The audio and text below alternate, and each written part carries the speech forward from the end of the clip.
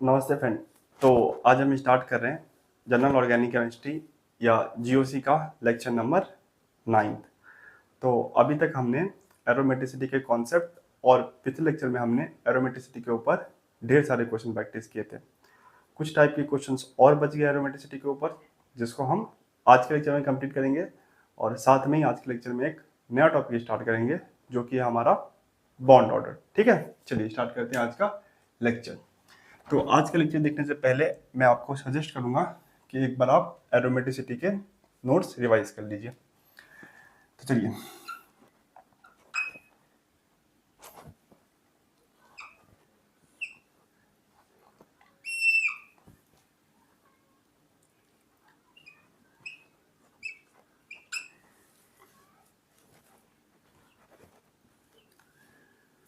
चलिए बताना ये कंपाउंड एरोमेटिक है, एंटी एरोमेटिक है या नॉन एरोमेटिक है। तो ऐसा क्वेश्चन हमने पिछले लेक्चर में भी किया था, जिसमें आप देखते थे रिंग का कोई एटम किसी बाहर रिंग के बाहर किसी दूसरे एटम से दो बॉन्ड से कनेक्ट होता है। तो उस केस में आप क्या करते थे, एक बॉन्ड को तोड़ देते थे और जो एटम ज्यादा इलेक्ट्रोनेगेटिव था उसके ऊपर नेगेटिव चार्ज और जो कम इलेक्ट्रोनेगेटिव था उसके ऊपर पॉजिटिव चार्ज, ऐसा ही करते थे। पर यहाँ पे दिक्कत क्या है कि ये भी कार्बन है और ये भी कार्बन है कि नहीं, ये भी कार्बन है और ये भी कार्बन है, दोनों कार्बन है और दोनों की इलेक्ट्रोनेगेटिविटी क्या है, सेम है। तो यहाँ पे कहाँ पे नेगेटिव चार्ज लगाए या कहाँ पे पॉजिटिव चार्ज लगाए, इस बात की यहाँ पे समस्या दिक्कत है। तो इसको कैसे सॉल्व करेंगे फ्रेंड, यहाँ पे हम दो कंडीशन बनाएंगे। क्या करेंगे, दो कंडीशन बनाएंगे। इस बॉन्ड को तोड़ के पहले यहाँ पे निगेटिव और यहाँ पे पॉजिटिव, और इसका जस्ट उल्टा या दूसरा कंडीशन बनाएंगे कि यहाँ पे पॉजिटिव और यहाँ पे निगेटिव, और देखेंगे कि दोनों कंडीशन में कहाँ पे स्टेबिलिटी ज़्यादा मिलती है रिंग को। जिस कंडीशन में रिंग को ज़्यादा स्टेबिलिटी मिलेगी हम उस कंडीशन को फॉलो करेंगे। ठीक है, वैसा यहाँ पे हम चार्ज डेवलप करेंगे। दोनों कंडीशन फॉलो करेंगे, एक बार इसके ऊपर निगेटिव चार्ज और एक बार इसके ऊपर निगेटिव चार्ज। दोनों में देखेंगे किस कंडीशन में रिंग को स्टेबिलिटी ज्यादा मिल रही है। जिस कंडीशन में रिंग को स्टेबिलिटी ज्यादा मिल रही है हम वो वाला फॉलो करेंगे। ठीक है, चलिए तो पहले हम क्या करते हैं। अब देखो यहाँ पे स्टूडेंट को डाउट होगा कि सर इसकी इलेक्ट्रोनेगेटिविटी सेम है और इसकी इलेक्ट्रोनेगेटिविटी सेम है, तो हम क्या करेंगे, एक बॉन्ड को तोड़ के इसके ऊपर फ्री रेडिकल और इसके ऊपर फ्री रेडिकल बना लेते हैं। ऐसे ही होता है ना, जब कोई बॉन्ड बनता है, दो एटम की सेम इलेक्ट्रोनेगेटिव वाले दो एटम जब बॉन्ड बनाते हैं तो बॉन्ड टूटने पे दोनों के ऊपर फ्री रेडिकल डेवलप होता है, दोनों को एक एक इलेक्ट्रॉन मिलता है। पर यहाँ पे ऐसा नहीं होगा, यहाँ पे चार्ज डेवलप होगा। इसके ऊपर भी निगेटिव हो सकता है, इसके ऊपर भी निगेटिव हो सकता है, इसके ऊपर भी पॉजिटिव हो सकता है और इसके ऊपर भी पॉजिटिव हो सकता है। वो कंडीशन हम रिंग की स्टेबिलिटी देख के बताएंगे तो किसके ऊपर क्या चार्ज डेवलप होगा। ठीक है, चलिए तो दोनों कंडीशन बनाते हैं। पहला हम क्या करते हैं कि यहाँ पे पॉजिटिव चार्ज डेवलप करते हैं और यहाँ पे नेगेटिव चार्ज डेवलप करते हैं।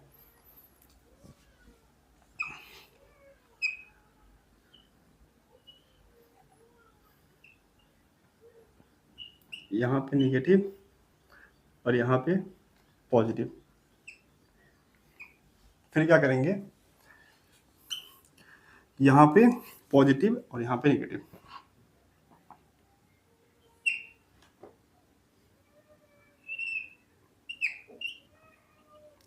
यहाँ पे पॉजिटिव और यहाँ पे नेगेटिव। ये दो कंडीशन बन के आएगा। ठीक है ना, ये बॉन्ड टूटने के बाद यहाँ पे नेगेटिव यहाँ पे पॉजिटिव, और फिर ये बॉन्ड टूटने के बाद यहाँ पे नेगेटिव और यहाँ पे पॉजिटिव। ये दो कंडीशन बन के आएगा। ठीक है, चलिए तो इसमें हमें चेक करना है कि कंपाउंड एरोमेटिक है, एंटी एरोमेटिक है, नॉन एरोमेटिक है। तो कैसे चेक करते हैं, सबसे पहले हम चेक करते हैं कि आपका कंपाउंड साइक्लिक है कि नहीं। साइक्लिक है, प्लेनर है। तो प्लेनर कैसे चेक करते हैं कि रिंग में जितने भी एटम है सबका हाइब्रिडेशन कैसा होना चाहिए, सेम होना चाहिए। तो यहाँ पे रिंग में जितने भी एटम है सबका हाइब्रिडेशन sp2 होगा। अब हाइब्रिडेशन कैसे निकालते हैं, ये मैंने आपको पिछले लेक्चर में सिखाया था। तो यहाँ पे रिंग में जितने भी एटम है सबका हाइब्रिडेशन sp2 है, मतलब ये कंपाउंड कैसा है, प्लेनर है।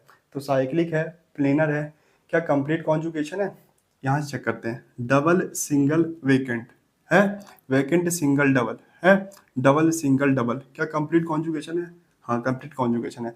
साइक्लिक है, प्लेनर है, कंप्लीट कॉन्जुगेशन है। कितना पाई इलेक्ट्रॉन है, दो दो चार, चार पाई इलेक्ट्रॉन है।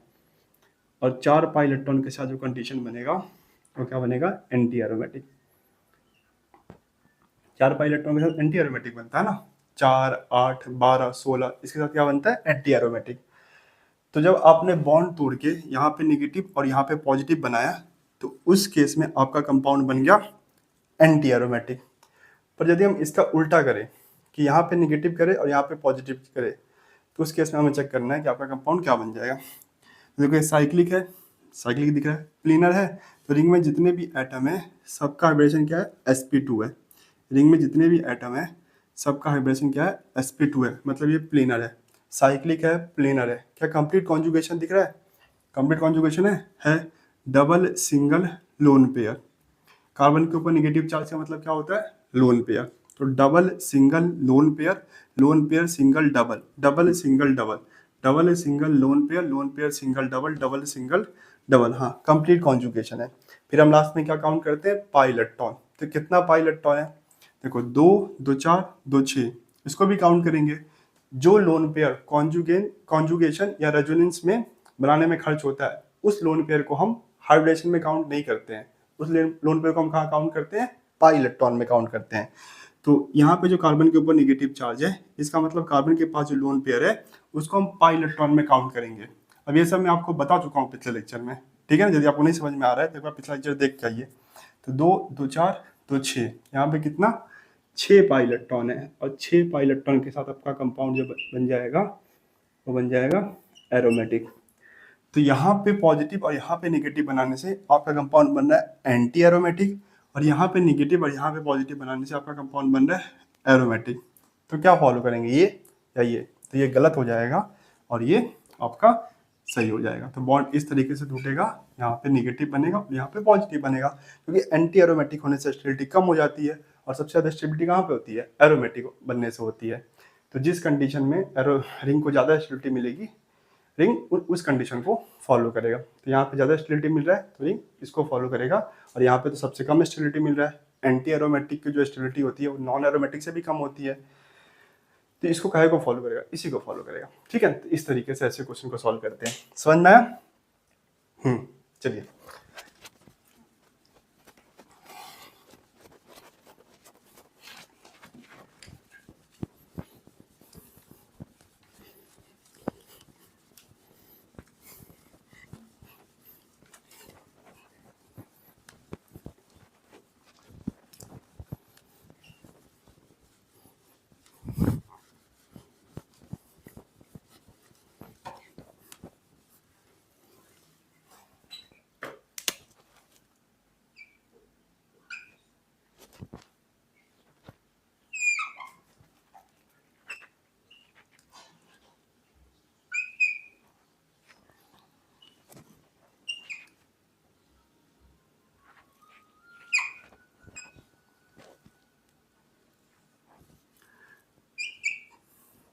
चलिए बताइए, ये आपका कंपाउंड एरोमेटिक है, एंटी एरोमेटिक है या नॉन एरोमेटिक है। तो देखो डबल बॉन्ड से कनेक्ट होने वाले दोनों एटम जो है, रिंग के बाहर जो डबल बॉन्ड है उससे कनेक्ट होने वाला दोनों एटम क्या है, कार्बन है। तो इसको कैसे करते हैं, दो कंडीशन बनाएंगे, एक यहाँ पे नेगेटिव चार्ज और यहाँ पे पॉजिटिव चार्ज, और दूसरा इसका उल्टा, यहाँ पे पॉजिटिव और यहाँ पे नेगेटिव। और देखेंगे किस कंडीशन में रिंग को ज़्यादा स्टेबिलिटी मिल रही है। जिस कंडीशन में रिंग को ज़्यादा स्टेबिलिटी मिल रही है, रिंग उस कंडीशन को फॉलो करेगा। चलिए यहाँ पे दो कंडीशन बनाते हैं।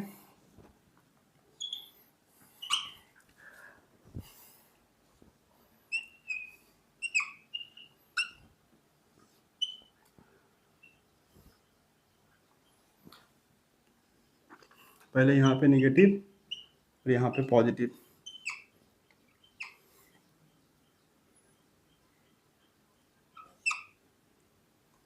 ये हो गया, इसका जस्ट उल्टा।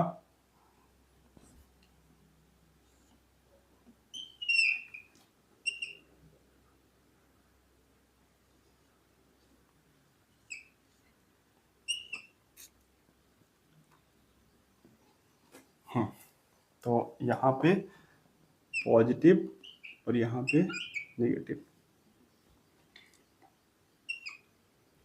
चलिए चेक करते हैं दोनों में कहाँ पे स्टेबिलिटी ज़्यादा मिल रही है। तो ये दोनों रिंग के लिए चेक करेंगे, ठीक है, इसके लिए भी चेक करेंगे और इसके लिए भी चेक करेंगे। तो ये क्या आपका साइक्लिक है, साइक्लिक है, प्लेनर है, क्या है कंपाउंड का प्लेन है, हाँ प्लेनर है। यहाँ पे जितने भी एटम है रिंग में सबका हाइब्रिडेशन क्या है, sp2 है, प्लेनर है। तो साइक्लिक है, प्लेनर है, कंप्लीट कॉन्जुगेशन है, दो सॉरी डबल, सिंगल और लोन पेयर। कार्बन के ऊपर निगेटिव चार्ज का मतलब है lone pair, double, single, lone pair, single, double, हाँ कंप्लीट कॉन्जुगेशन है। तो साइक्लिक है, प्लेनर है, कंप्लीट कॉन्जुगेशन है। फिर अगली कंडीशन क्या क्या करते हैं, पाई इलेक्ट्रॉन काउंट करते हैं। तो देखो ये जो लोन पेयर है वो रेजोनेंस और कॉन्जुगेशन का पार्ट है, तो उसको हम पाई इलेक्ट्रॉन में काउंट करेंगे। तो दो, दो चार, यहाँ पे कितना, 4 पाई इलेक्ट्रॉन है, और 4 पाई इलेक्ट्रॉन के साथ ये कंपाउंड आपका बन जाएगा एंटी एरोमेटिक। यहाँ पे बताइए, तो देखो साइक्लिक है, प्लेनर है, हाँ प्लेनर है, रिंग में जितने भी एटम है सबका हाइब्रिडेशन sp2 है, तो प्लेनर है। साइक्लिक है, प्लेनर है, क्या कंप्लीट कॉन्जुगेशन है, यहाँ से चेक करते हैं, double, single, vacant, vacant, single, double, double, single, double, तो कंप्लीट कॉन्जुगेशन है। तो साइक्लिक है, प्लेनर है, कंप्लीट कॉन्जुगेशन है। कितना पाई इलेक्ट्रॉन है, तो दो, दो चार, कितना, 4 पाई इलेक्ट्रॉन है। इसको तो पाई इलेक्ट्रॉन में काउंट नहीं करेंगे, कार्बन के ऊपर पॉजिटिव चार्ज है, यदि कार्बन के ऊपर नेगेटिव चार्ज होता तब उसका मतलब लोन पेयर होता है। तो यहाँ पे लोन पेयर नहीं है, तो दो, दो चार, कितना, 4 पाई इलेक्ट्रॉन है। और चार पाई इलेक्ट्रॉन के साथ जो ये रिंग आपका बन जाएगा, ये भी बन जाएगा एंटी एरोमेटिक। तो यहाँ पे दोनों रिंग जो है वो आपका बन रहा है एंटी एरोमेटिक। ये भी रिंग आपका बन रहा है एंटी एरोमेटिक, और ये भी आपका रिंग बन रहा है एंटी एरोमेटिक। इसमें बताइए, इसमें बताइए फ्रेंड, देखो साइक्लिक है, प्लेनर है, प्लेनर रिंग में जितने भी एटम है सबका हाइब्रिडेशन क्या है, sp2 है। तो साइक्लिक है, प्लेनर है, कंप्लीट कॉन्जुगेशन है, डबल, सिंगल, वेकेंट, कार्बन के ऊपर पॉजिटिव चार्ज मतलब vacant, double, single, vacant, vacant, single, double, तो क्या है, कंप्लीट कॉन्जुगेशन है। तो साइक्लिक है, प्लेनर, कंप्लीट कॉन्जुगेशन है। कितना पाई इलेक्ट्रॉन है, बस यही, इसी बॉन्ड में 2 पाई इलेक्ट्रॉन है ना। यहाँ पे तो कार्बन के ऊपर पॉजिटिव चार्ज है, कार्बन के ऊपर निगेटिव चार्ज होगा तब लोन पेयर होगा। तो यहाँ पे 2 पाई इलेक्ट्रॉन है, 2 पाई इलेक्ट्रॉन के साथ ये कंपाउंड आपका बन जाएगा एरोमेटिक। 2 पाई इलेक्ट्रॉन के साथ ये कंपाउंड आपका क्या बन जाएगा, एरोमेटिक। यहाँ पे बताइए, तो देखो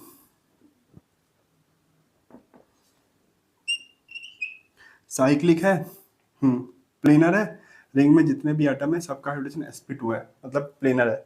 साइक्लिक है, प्लेनर है, कंप्लीट कॉन्जुगेशन है, चेक कीजिए, डबल है, single, lone pair, single, double, double है, सिंगल, डबल, तो कंप्लीट कॉन्जुगेशन है। साइक्लिक है, प्लेनर है, और कंप्लीट कॉन्जुगेशन है। कितना पाई इलेक्ट्रॉन है, तो दो, दो चार, और इस कार्बन के ऊपर निगेटिव चार्ज है मतलब लोन पेयर है, इसको भी काउंट करेंगे, तो दो, दो चार, दो छः, 6 पाई इलेक्ट्रॉन है, और 6 पाई इलेक्ट्रॉन के साथ आपका कंपाउंड बन जाएगा एरोमेटिक। ये डबल बॉन्ड तोड़ के हम यहाँ पे निगेटिव और यहाँ पे पॉजिटिव बनाए, तो दोनों रिंग आपका एंटी एरोमेटिक आ रहा है, दोनों रिंग आपका क्या हो रहा है, एंटी एरोमेटिक आ रहा है। पर ये डबल बॉन्ड तोड़ने पे यदि हम यहाँ पे पॉजिटिव बनाए और यहाँ पे निगेटिव बनाए, तो दोनों रिंग आपका एरोमेटिक आ रहा है। और स्टेरिलिटी किसकी ज़्यादा होती है, एरोमेटिक की ज़्यादा होती है एंटी एरोमेटिक से। तो रिंग क्या फॉलो करेगा, ये की है, ये फॉलो करेगा, और ये गलत हो जाएगा। ठीक है, तो इस तरीके से आपको करना है, समझ में आया। तो बड़ा आसान है, डबल बॉन्ड को तोड़ के आपको चार्ज बना के देखना है, ठीक है ना। चार्ज बना के देखना है कि कहाँ पे स्टेबिलिटी ज़्यादा मिल रही है, जिस कंडीशन में स्टेबिलिटी ज़्यादा मिल रही है उसको हम फॉलो कर लेंगे।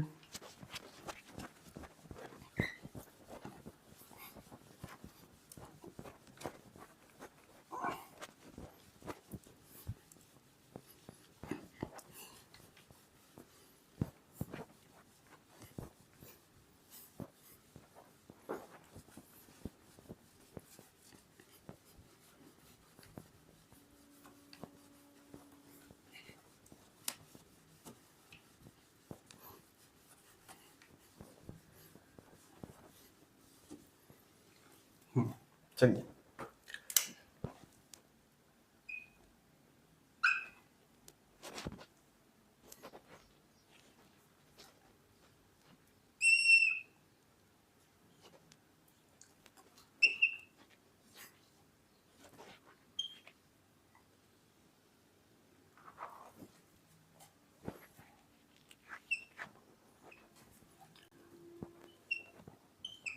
चलिए बताइए, ये क्वेश्चन आप सॉल्व कीजिए, वीडियो पॉज करके बाद ट्राई कीजिए। चलिए, तो मुझे पूरा उम्मीद है अभी तक आपने वीडियो पॉज करके ट्राई किया होगा। तो क्या करेंगे, ए डबल बॉन्ड तोड़ेंगे, एक बार यहाँ पे नेगेटिव और एक बार यहाँ पॉजिटिव, दूसरी बार यहाँ पे पॉजिटिव और यहाँ पे नेगेटिव।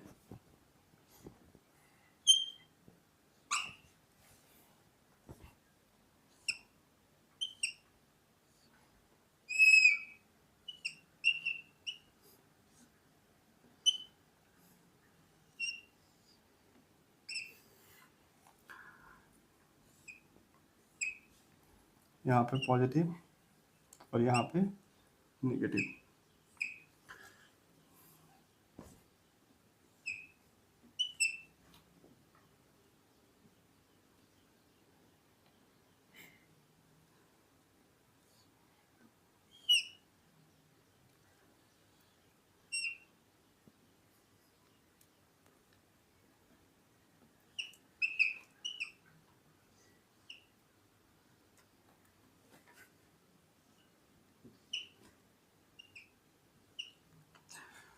यहाँ पे नेगेटिव, यहाँ पे पॉजिटिव। ठीक है, चलिए बताइए। तो चलिए पहले इसके लिए चेक करते हैं। साइक्लिक है, प्लेनर है, कंप्लीट कॉन्जुगेशन है, double single vacant, vacant single double, double single double, complete conjugation है। साइक्लिक है, प्लेनर है, कंप्लीट कॉन्जुगेशन है। कितना पाई इलेक्ट्रॉन है, दो, दो चार, चार पाई इलेक्ट्रॉन है। यहाँ पे तो वेकेंट ऑर्बिटल है तो चार पाई इलेक्ट्रॉन है। कार्बन के ऊपर पॉजिटिव चार्ज मतलब वेकेंट ऑर्बिटल। तो यहाँ पे चार पाई इलेक्ट्रॉन के साथ आपका कंपाउंड बन गया है, क्या बन गया है, एंटी एरोमेटिक। सॉरी कंपाउंड नहीं, ये रिंग आपका बन गया एंटी एरोमेटिक। इस रिंग के बारे में बताइए। तो साइक्लिक है, प्लेनर है, रिंग में जितने भी एटम है सबका हाइब्रिडेशन निकालिए, sp2 आ रहा है तो प्लेनर है। साइक्लिक है, प्लेनर है, कंप्लीट कॉन्जुगेशन है, double single lone pair, loan pair single double, double single double, तो कंप्लीट कॉन्जुगेशन है। साइक्लिक है, प्लेनर है, कंप्लीट कॉन्जुगेशन है। कितना पाई इलेक्ट्रॉन है, दो, दो चार, और ये यहाँ पे कार्बन के ऊपर निगेटिव चार्ज मतलब लोन पेयर, तो दो, दो चार, छः, छः पाई इलेक्ट्रॉन है। 6 पाई इलेक्ट्रॉन के साथ आपका ये रिंग जो बन रहा है वो बन रहा है एरोमेटिक। तो यहाँ पे एक रिंग बन रहा है एंटी एरोमेटिक और एक रिंग बन रहा है एरोमेटिक। इसमें चेक करते हैं। तो देखो, दो, दो चार, दो छः, बाकी सारी कंडीशन पूरा हो रहा है। साइक्लिक है, प्लेनर है, कंप्लीट कॉन्जुगेशन है। आप चेक कर लीजिए, यही तो है ना, ये जैसा है वैसा ये भी है। तो यहाँ पे भी 6 पाई इलेक्ट्रॉन आ रहा है और 6 पाई इलेक्ट्रॉन के साथ आपका ये रिंग तो बन रहा है एरोमेटिक। और यहाँ पे 4 पाई इलेक्ट्रॉन आ रहा है, दो, दो चार, 4 पाई इलेक्ट्रॉन के साथ आपका ये रिंग बन रहा है एंटी एरोमेटिक। तो किस कंडीशन को फॉलो करेंगे, इसको कि इसको? इसमें भी एक रिंग आ रहा है एंटी एरोमेटिक और एक एरोमेटिक, इसमें भी एक रिंग आ रहा है एरोमेटिक और दूसरा एंटी एरोमेटिक। तो किसको फॉलो करेंगे, इसको कि इसको? पता है किसको फॉलो करेंगे? किसी को भी नहीं फॉलो करेंगे, ना इसको फॉलो करेंगे ना इसको फॉलो करेंगे। जब आपका ऐसा हो कि डबल बॉन्ड को तोड़ने से एक रिंग एरोमेटिक आ रहा है और दूसरा रिंग आपका नॉन एरोमेटिक या एंटी एरोमेटिक आ रहा है, तो वो डबल बॉन्ड टूटेगा ही नहीं। फायदा होना है तो दोनों रिंग का होगा, ऐसा नहीं कि एक रिंग का फायदा हो जाए और दूसरे का नुकसान हो जाए। ये डबल बॉन्ड टूटने से इसको फायदा हो गया, इस केस में ये एरोमेटिक बन गया, पर ये एंटी एरोमेटिक बन गया। इस केस में इसको फायदा हो रहा है, एंटी ये एरोमेटिक बन रहा है और ये एंटी एरोमेटिक बन रहा है, तो डबल बॉन्ड टूटेगा ही नहीं, ये कंपाउंड वैसे का वैसा ही रहेगा। ठीक है, नॉन एरोमेटिक, नॉन एरोमेटिक है ना, ये नॉन एरोमेटिक रहेगा। तो जब रिंग को तोड़ने से एक एरोमेटिक बन रहा है और दूसरा एंटी एरोमेटिक या नॉन एरोमेटिक बन रहा है, तो डबल बॉन्ड नहीं टूटेगा।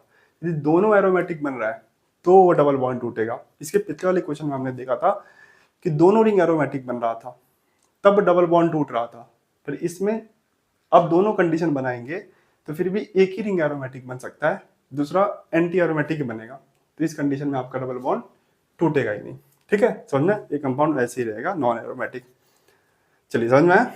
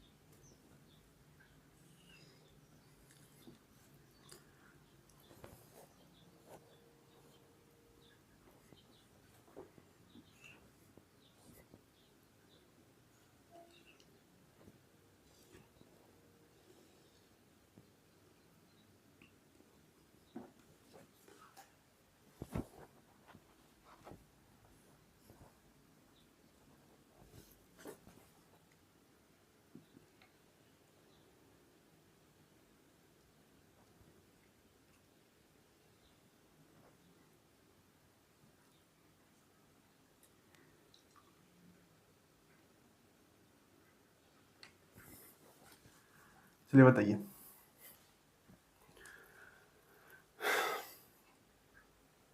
तो दोनों कंडीशन बनाते हैं। अब डायरेक्ट कीजिए यार, कितनी बार ऐसे कंडीशन बनाएंगे। देखो ये तोड़ते हैं और यहाँ पे निगेटिव बनाते हैं और यहाँ पे पॉजिटिव बनाते हैं, ठीक है। यहाँ पे निगेटिव, यहाँ पे पॉजिटिव। तो देखो साइक्लिक है, प्लेनर है, कंप्लीट कॉन्जुगेशन है, double single lone pair single double, double single double, double single double, हाँ कंप्लीट कॉन्जुगेशन है। साइक्लिक है, प्लेनर है, कंप्लीट कॉन्जुगेशन है। कितना पाई इलेक्ट्रॉन है? 2, 2 4, 2 6, और ये लोन पेयर का भी 2 इलेक्ट्रॉन, तो कितना 8 पाई इलेक्ट्रॉन है, 8 पाई इलेक्ट्रॉन है। और 8 पाई इलेक्ट्रॉन के साथ ये कंपाउंड, ये रिंग आपका बन जाएगा एंटी एरोमेटिक, ठीक है। रिंग आपका बन गया एंटी एरोमेटिक। इसमें बताइए, तो साइक्लिक है, प्लेनर है, कंप्लीट कॉन्जुगेशन है, और यहाँ पे कितने पाई इलेक्ट्रॉन है?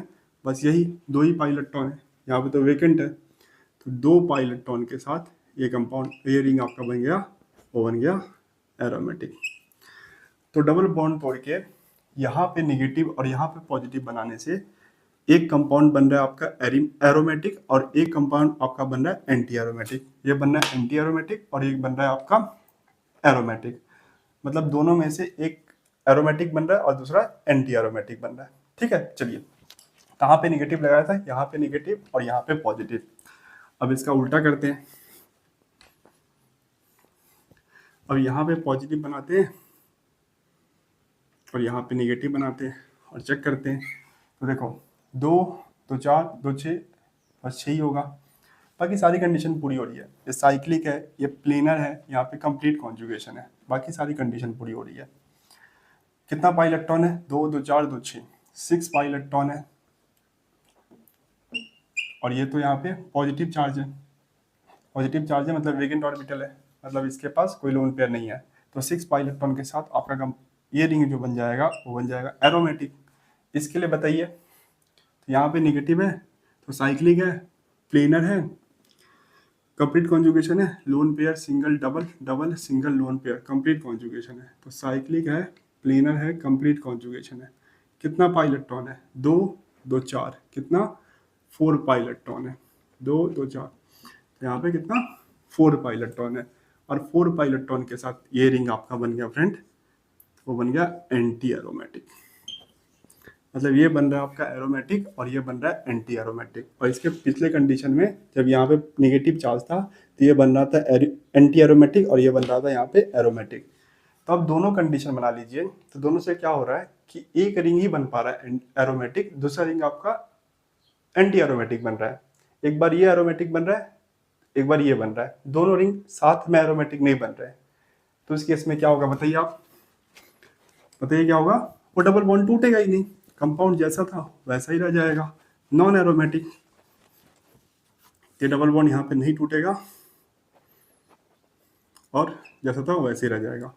दोनों रिंग यदि एरोमेटिक बन रहा है तब ठीक है, तब वो बॉन्ड टूट के चार्ज डेवलप होगा। पर यदि दोनों में से एक रिंग एरोमेटिक बन रहा है और दूसरा नॉन एरोमेटिक या एंटी एरोमेटिक बन रहा है तो डबल बॉन्ड नहीं टूटेगा, ये ऐसे ही रहेगा नॉन एरोमेटिक, ठीक है। चलिए समझ में आया?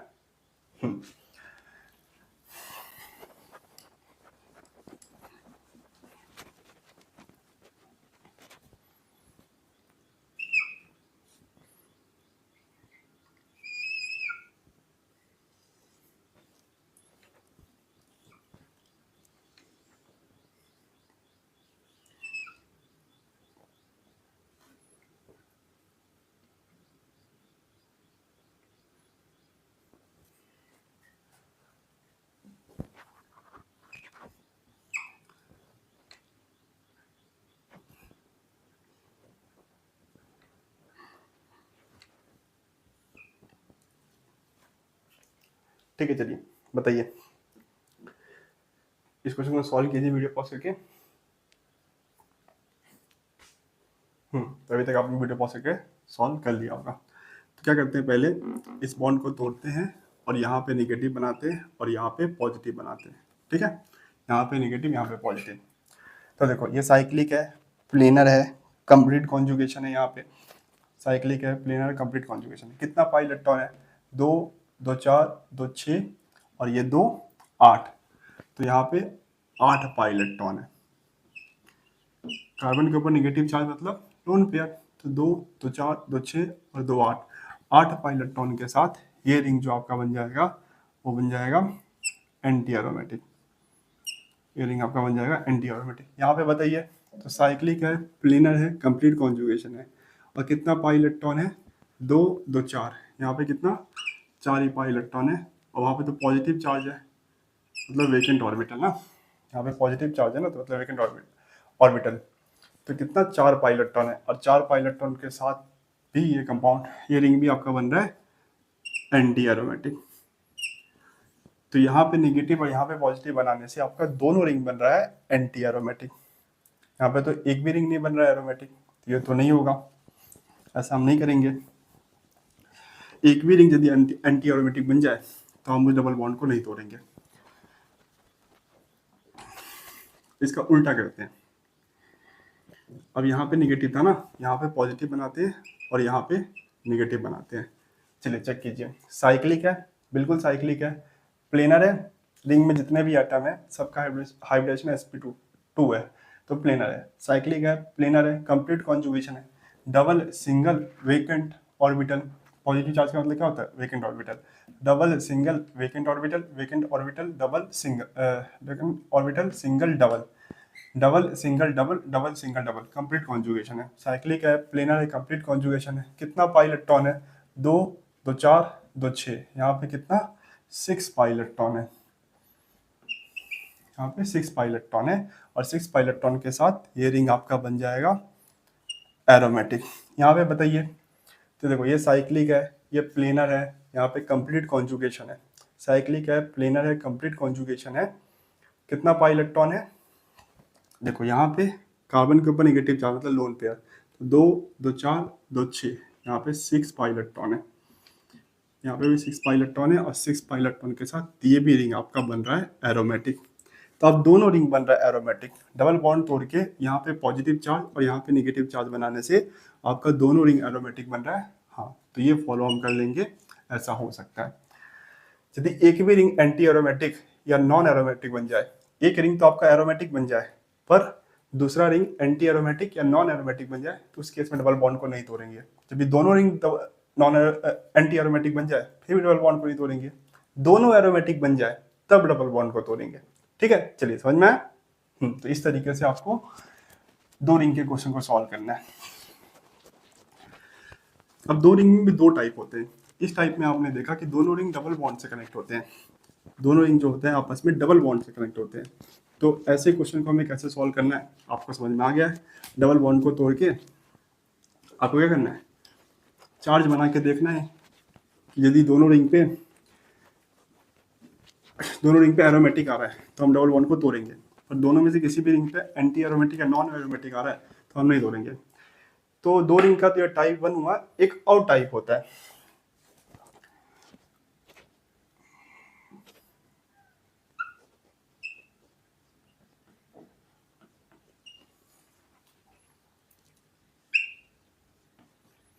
इसमें भी दो रिंग कनेक्ट होंगे, डबल बॉन्ड से नहीं, आपस में कनेक्ट होंगे।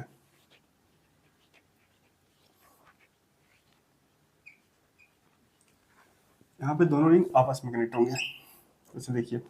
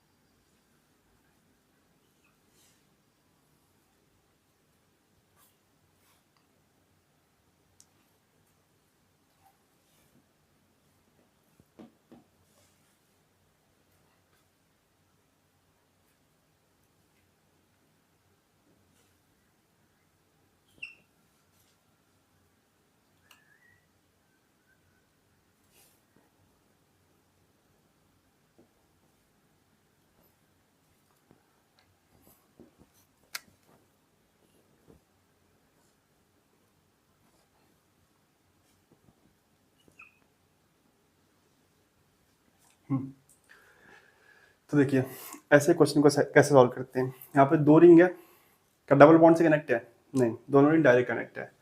तो इसमें क्या करेंगे फ्रेंड, यहाँ पे कितना रिंग है पहले तो बताइए। यहाँ पे कितना रिंग है? यहाँ पे 3 रिंग है, 1 2 और एक और रिंग है।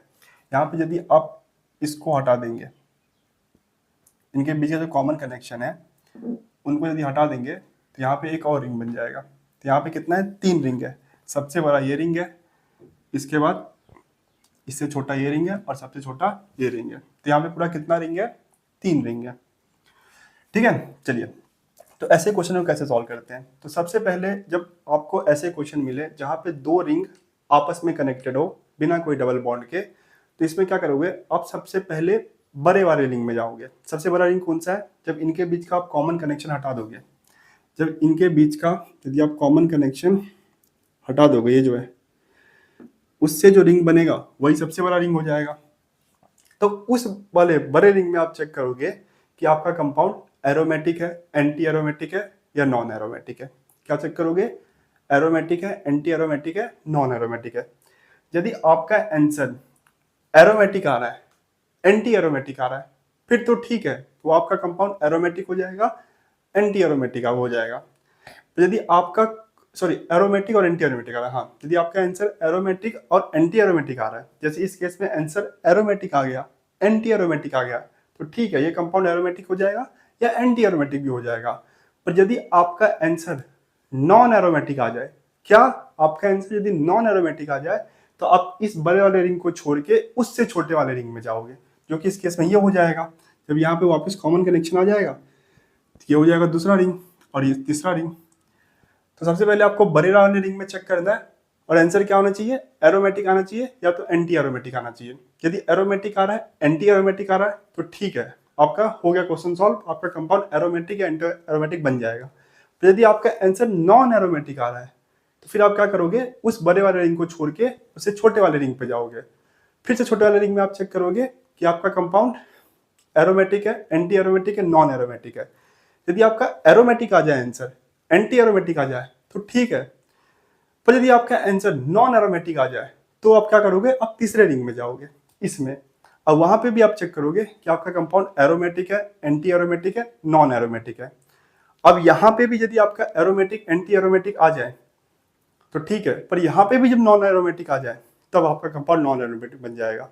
जब तक आखिरी वाले रिंग में आपका नॉन एरोमेटिक आंसर ना आए तब तक आपका कंपाउंड नॉन एरोमेटिक नहीं हो सकता। मतलब सबसे बड़े वाले रिंग में और उससे छोटे वाले रिंग में, यहाँ पे 3 रिंग बन रहा है, सबसे बड़ा, उससे छोटा और सबसे छोटा।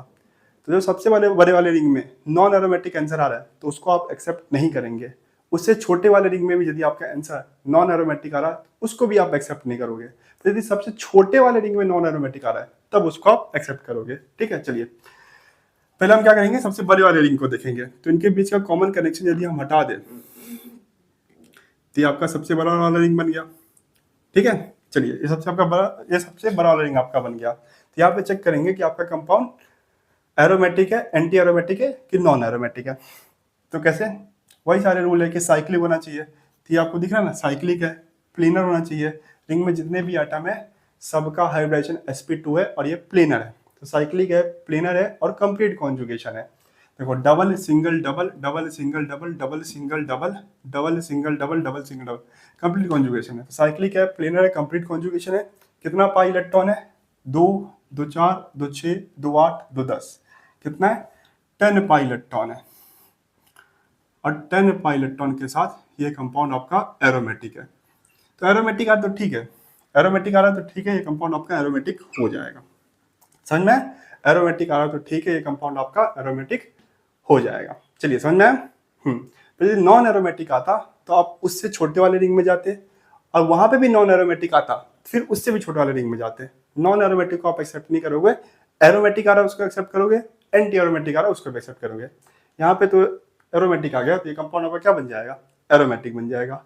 तो मल्टीपल रिंग साइक्लिक रिंग में कैसे करेंगे? सबसे पहले आप सबसे बड़ा रिंग बनाओगे। सबसे बड़े रिंग को बनाने के लिए जो 2 रिंग के बीच का कॉमन कनेक्शन है उनको तोड़ दोगे। 2 रिंग के बीच का जो कॉमन कनेक्शन उसको तोड़ दोगे, उससे आपका क्या हो जाएगा? सबसे बड़ा रिंग बनेगा।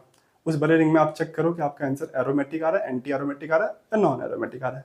ठीक है, इस केस में एरोमेटिक आ रहा है तो ये कंपाउंड आपका एरोमेटिक बन गया। ठीक है, चलिए समझ में आया।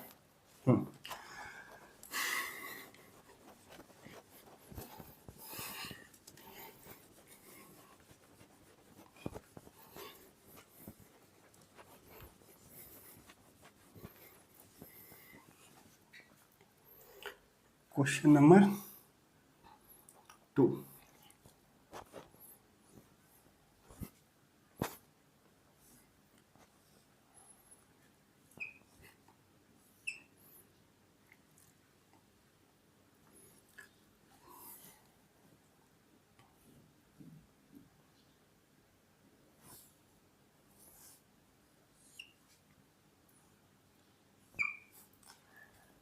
चलिए बताइए इसमें तो क्या करेंगे। सबसे सबसे पहले हम सबसे बड़े वाले रिंग में चेक करेंगे, फिर उससे छोटे वाले रिंग में, और सबसे छोटे इसके बाद सबसे छोटे वाले रिंग में। इसमें सबसे बड़ा रिंग कौन सा है? यदि इनके बीच का यदि हम कॉमन कनेक्शन हटा दें, दोनों रिंग के बीच का जो कॉमन ब्रिज है उसको हम हटा दें, तो इससे क्या बनेगा? आपका सबसे बड़ा रिंग बनेगा। सबसे बड़े रिंग बनाने के लिए आप टेंशन ना ले, दोनों रिंग के बीच का जो कॉमन रास्ता है उसको आप क्या करें? तोड़ दें, हटा दीजिए। इससे आपका क्या बन जाएगा? सबसे बड़ा रिंग बन जाएगा। तो इसमें चेक कीजिए कि एरोमेटिक है, एंटी एरोमेटिक है, नॉन एरोमेटिक है। तो इसमें देखो साइक्लिक है, प्लेनर है, कंप्लीट कॉन्जुगेशन है, double single double, double single double, double single double, double single double, complete conjugation है। तो साइक्लिक है, प्लेनर, कंप्लीट कॉन्जुगेशन है। कितना पाई इलेक्ट्रॉन है? 2, 2 4, 2 6, 2 8। कितना है फ्रेंड? 8 पाई इलेक्ट्रॉन है। 8 पाई इलेक्ट्रॉन के साथ आपका कंपाउंड बन जाएगा एंटी एरोमेटिक। चलेगा, एंटी एरोमेटिक बन रहा है तो चलेगा। एरोमेटिक बन रहा है, एंटी एरोमेटिक बन रहा है, तो वही आपका आंसर हो जाएगा और ये कंपाउंड आपका एंटी एरोमेटिक हो जाएगा। पर यदि नॉन एरोमेटिक आएगा तो उसको आप एक्सेप्ट नहीं करोगे। ठीक है ना? नॉन एरोमेटिक आएगा तो उसको आप एक्सेप्ट नहीं करोगे। कब तक? जब तक सबसे छोटे रिंग पर ना पहुंच जाओ। सबसे छोटे रिंग में भी नॉन एरोमेटिक आ रहा है तो फिर तो उसको एक्सेप्ट करना ही पड़ेगा। यहाँ पे समझ में आया? ये कंपाउंड आपका एंटी एरोमेटिक हो जाएगा। ठीक है, सबसे बड़े वाले रिंग से ही हमारा इसका आंसर आ गया कि यह कंपाउंड आपका क्या हो जाएगा? एंटी एरोमेटिक हो जाएगा। चलिए समझ में आया?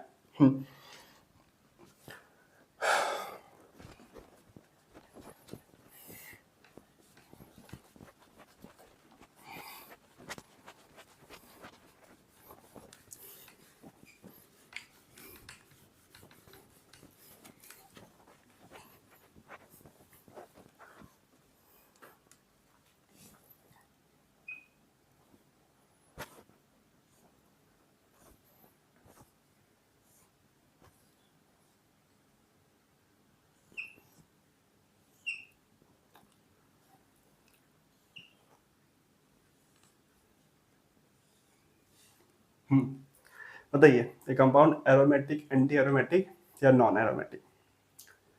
सबसे पहले हम क्या करेंगे? सबसे बड़े रिंग को चेक करेंगे। सबसे बड़ा रिंग बनाना आसान है कि दोनों रिंग के बीच का जो कॉमन रास्ता है उसको तोड़ दीजिए, तो इससे क्या होगा? सबसे बड़ा रिंग बन जाएगा। सबसे बड़ा रिंग बन जाएगा। सबसे बड़ा रिंग बन जाएगा। ठीक है, इसमें चेक करते हैं क्या ये साइक्लिक है? बिल्कुल साइक्लिक है। क्या प्लेनर है? प्लेनर है? नहीं है प्लेनर। यहाँ पे सबका हाइब्रिडेशन सेम नहीं है। देखो इसका sp2 है, इसका sp2 है। हाइब्रिडेशन निकालना आपको आता है कि नहीं आता है? मैं उम्मीद कर रहा हूँ आपको हाइब्रिडेशन निकालने आता होगा। नहीं आता है तो आप पिछला लेक्चर में देख लीजिए। ठीक है, चलिए तो इसका sp2 है, इसका sp2 है, इसका sp3 है। यहाँ पे 4 सिग्मा बॉन्ड है, यहाँ पे 2 हाइड्रोजन है ना, 2 हाइड्रोजन है। यहाँ पे भी 2 हाइड्रोजन है, यहाँ पे एक ही हाइड्रोजन है, और यहाँ पे भी एक ही हाइड्रोजन है।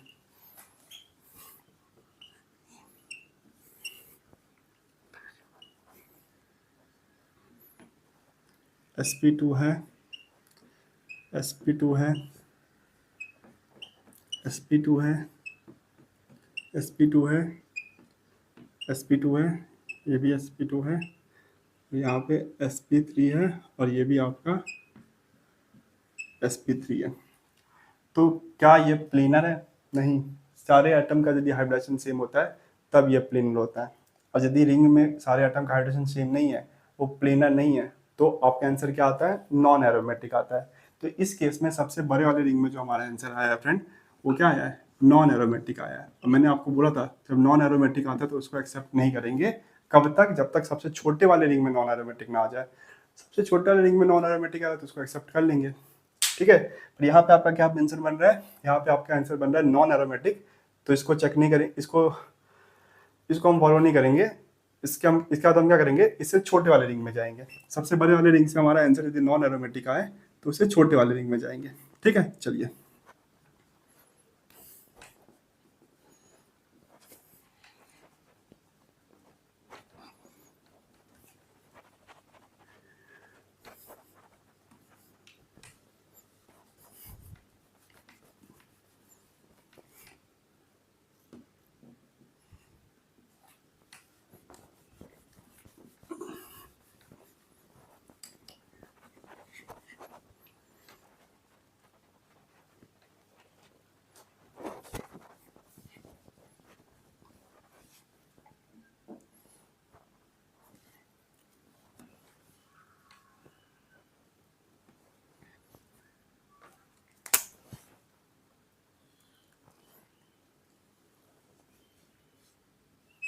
तो सबसे बड़ा रिंग, अब यहाँ पे कॉमन ब्रिज बना देंगे। तो सबसे बड़ा रिंग से हमारा नॉन एरोमेटिक आ रहा था, तो उसको फॉलो नहीं करेंगे, तो इसे छोटे वाले रिंग में जाएंगे। तो ये हो गया उससे छोटा वाला रिंग, तो इसमें 6 एटम है और इसमें 4 ही है।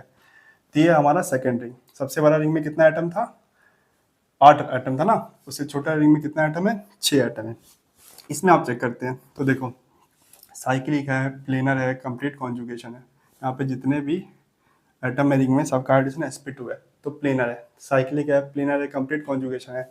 Double single double, double single double. अब इसी में चेक करना है, पूरे रिंग में नहीं जाना है। सबसे छोटा वाला रिंग ये जो दिख रहा है ना 6 कार्बन का, ये छोटा वाला रिंग बना। सबसे बड़ा रिंग में हमने सबको काउंट किया था, अब उससे छोटा वाला रिंग में सब इसको काउंट करेंगे, और सबसे छोटे वाले रिंग में सिर्फ और सिर्फ इसको काउंट करेंगे।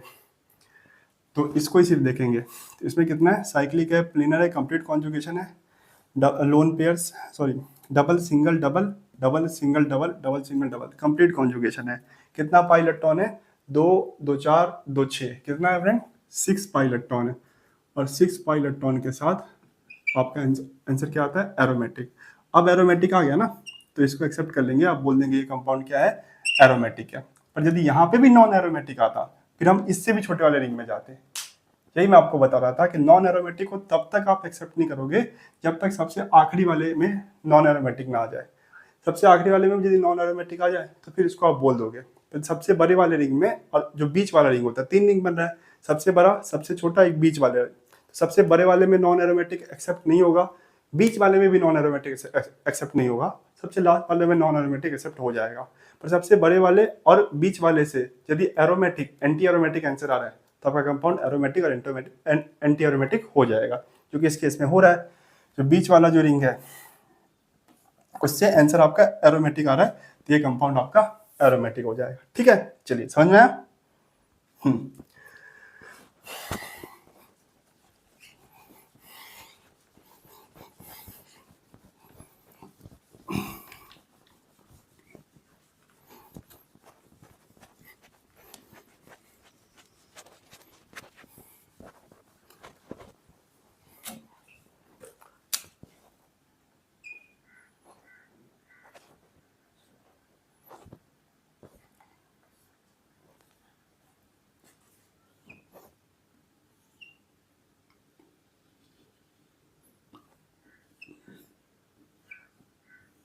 चलिए बताइए।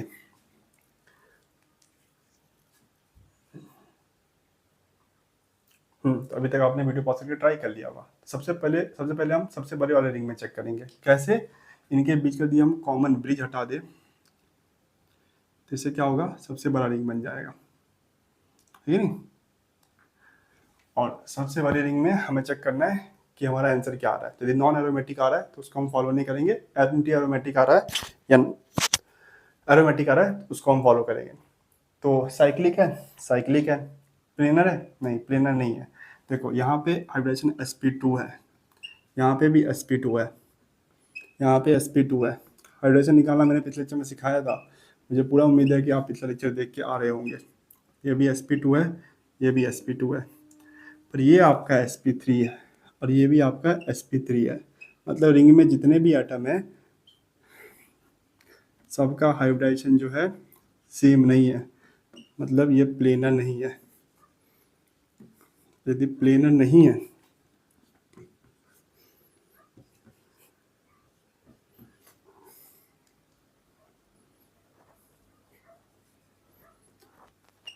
और यदि प्लेनर नहीं है तो आपका आपका आंसर क्या आता है? Non aromatic.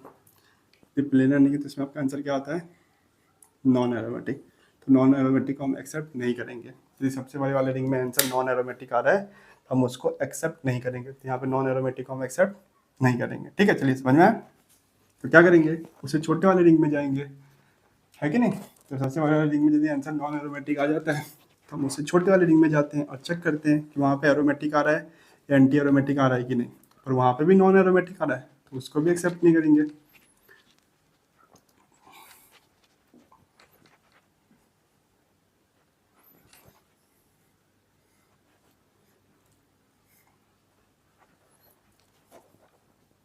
तो सबसे बड़े वाले रिंग से हमारा आंसर नॉन एरोमेटिक आ रहा था तो उसको तो नहीं कंसीडर करना है। अब उससे छोटे वाला रिंग, उससे छोटा, सबसे बड़े से छोटा ये हो जाएगा। इसमें 6 एटम है, तो साफ साफ दिख रहा है। एक ऐसा है फ्रेंड, नॉन एरोमेटिक है। साइक्लिक है, प्लेनर है, प्लेनर नहीं है। ये sp2 है, ये sp2 है। और देखो ये जो है ये sp3 है, नहीं ये भी sp2 है, ये भी sp2 है, ये sp2 है, ये sp2 है, ये भी sp2, ये भी sp2 है। तो अभी अभी हम देखा था ये sp3 है और ये sp3 है, मतलब ये नॉन प्लेनर है। और नॉन प्लेनर के साथ नॉन एरोमेटिक, मतलब जो सेकंड रिंग था उससे भी हमारा आंसर क्या आ रहा है फ्रेंड? नॉन एरोमेटिक आ रहा है। यदि सेकंड रिंग से भी आंसर नॉन एरोमेटिक आ रहा है तो फिर उसको भी एक्सेप्ट नहीं करेंगे।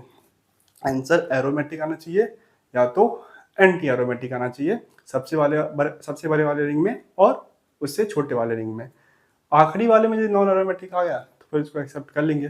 पर अभी हमारे पास एक रिंग और बचा है ना, उसमें भी चेक करेंगे कि हो सकता है उसमें एंटी एरोमेटिक या एरोमेटिक आ जाए। तो ये रहा आखिरी। तो इसमें देखो साइक्लिक है, साइक्लिक है, प्लेनर है, प्लेनर है। यहाँ पे जितने भी एटम है रिंग में सबका रिलेशन क्या है? sp2 है। इसका भी sp2 है, इसका भी sp2 है, इसका भी sp2 है और इसका भी sp2 है। तो रिंग में जितने भी एटम है सबका रिलेशन क्या है? sp2 है। मतलब ये कैसा है? प्लेनर है, प्लेनर है। तो साइक्लिक है, प्लेनर है, कंप्लीट कॉन्जुगेशन है, कंप्लीट कॉन्जुगेशन है, double single double double single double, complete conjugation है। तो साइक्लिक है, प्लेनर है, कंप्लीट कॉन्जुगेशन है। कितना पाई इलेक्ट्रॉन है? 2 और 2 4, कितना है? 4 पाई इलेक्ट्रॉन है। 2 और 2 4 कितना? 4 पाई इलेक्ट्रॉन है। और 4 पाई इलेक्ट्रॉन के साथ हमारा ये वाला रिंग बन जाएगा एंटी एरोमेटिक। और यदि एंटी एरोमेटिक आंसर आ रहा है तो ये पूरा कंपाउंड आपका क्या हो जाएगा? एंटी एरोमेटिक आ रहा है। ठीक है, क्या हो जाएगा आपका पूरा कंपाउंड? Anti aromatic. चलिए समझ में आया? यहाँ पे सबसे बड़े वाले रिंग में नॉन एरोमेटिक आ रहा था तो उसको हमने एक्सेप्ट नहीं किया। उससे छोटे वाले रिंग में भी नॉन एरोमेटिक आ रहा था, उसको भी एक्सेप्ट नहीं किया। क्यों? क्योंकि अभी हमारे पास एक और रिंग है, उसमें भी चेक करेंगे। हाँ, यदि उसमें भी नॉन एरोमेटिक आ जाता तो फिर तो हमें नॉन एरोमेटिक करना पड़ता। पर इसमें इस पर क्या आ गया? एंटी एरोमेटिक आ गया। तो ये कंपाउंड आपका क्या बन गया? एंटी एरोमेटिक बन गया। ठीक है, चलिए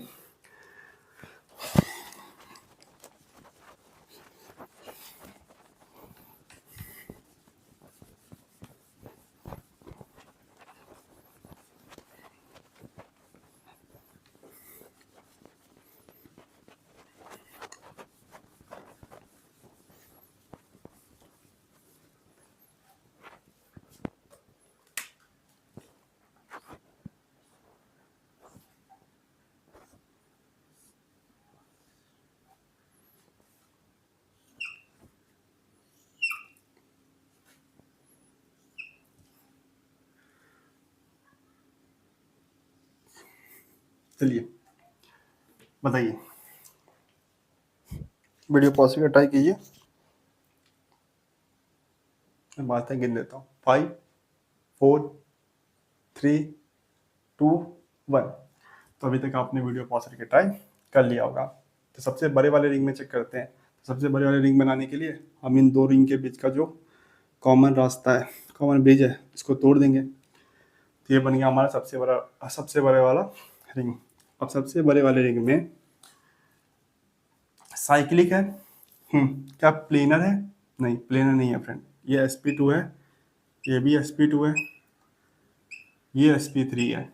यहाँ पे इस कार्बन के पास 4 बॉन्ड है, यहाँ पे 2 हाइड्रोजन और आएगा। तो यहाँ पे sp2, एक कार्बन 4 बॉन्ड बनाता है ना, तो 2 बना के रखा है तो 2 हाइड्रोजन आएगा। ये कार्बन 3 बॉन्ड बना के रखा है तो 1 हाइड्रोजन आएगा। वैसे मैं पिछले लेक्चर में सिखा चुका हूँ। ये कार्बन भी 3 बॉन्ड बना के रखा है, 1 2 3, तो 1 हाइड्रोजन आएगा। और हाइब्रिडाइजेशन में सिर्फ और सिर्फ हम सिग्मा बॉन्ड को कंसिडर करते हैं, पाई बॉन्ड को नहीं कंसिडर करते हैं। तो इस कार्बन के पास 3 सिग्मा बॉन्ड, इसीलिए sp2। इसके पास भी 3 सिग्मा बॉन्ड, sp2। इसके पास 4 सिग्मा बॉन्ड, तो sp2।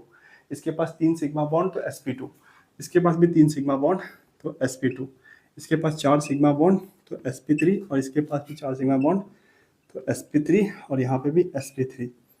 तो प्लेनर नहीं है। रिंग में जितने भी एटम हैं सबका हाइड्रोजन सेम नहीं है, प्लेनर नहीं है। तो प्लेनर नहीं है तो आंसर क्या आता है? नॉन एरोमेटिक आता है, क्योंकि एरोमेटिक और एंटी एरोमेटिक दोनों के लिए आपका कंपाउंड प्लेनर तो होना चाहिए। यहाँ से हमारा आंसर क्या आ रहा है? नॉन एरोमेटिक आ रहा है। नॉन एरोमेटिक को हम एक्सेप्ट नहीं करते हैं। सबसे बड़े वाले रिंग में और बीच वाले रिंग में हमारा नॉन एरोमेटिक आंसर नहीं आ सकता। यदि आ रहा है तो हम उसको एक्सेप्ट नहीं करेंगे। तो क्या करेंगे? उसे छोटे वाले रिंग पे जाएंगे।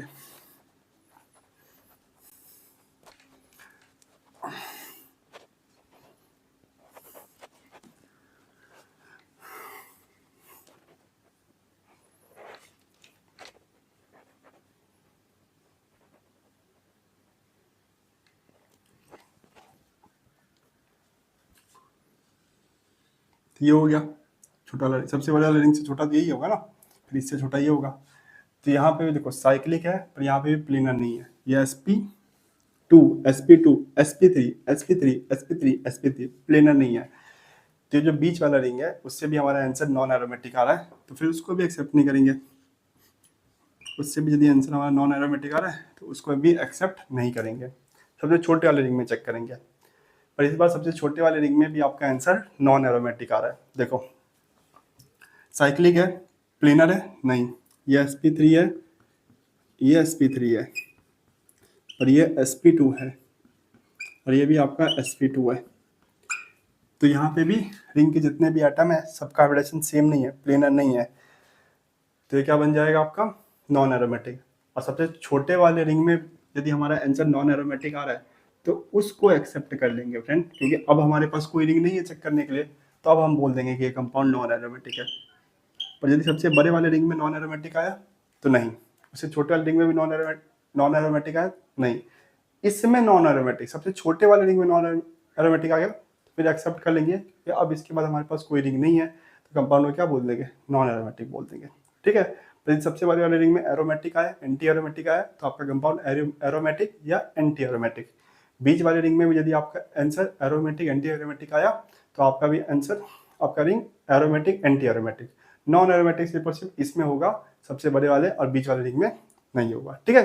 तो इस तरीके से आपको मल्टीपल साइक्लिक रिंग के क्वेश्चन सॉल्व करना है। तो मल्टीपल साइक्लिक रिंग में दो टाइप के क्वेश्चन बनते हैं। एक तो आपका दोनों रिंग डबल बॉन्ड से कनेक्ट होगा, तो इस केस में आपको डबल बॉन्ड को तोड़ के चार्ज बना के देखना है, वो कैसे करते हैं मैंने आपको सिखा दिया। और एक इस टाइप का क्वेश्चन आपको पूछेगा जिसमें दोनों रिंग जो होगा वो डायरेक्ट कनेक्टेड होगा बिना किसी डबल बॉन्ड के। तो उस केस में भी आपको कैसे सॉल्व करना है ये भी आप समझ गए होंगे। ठीक है, चलिए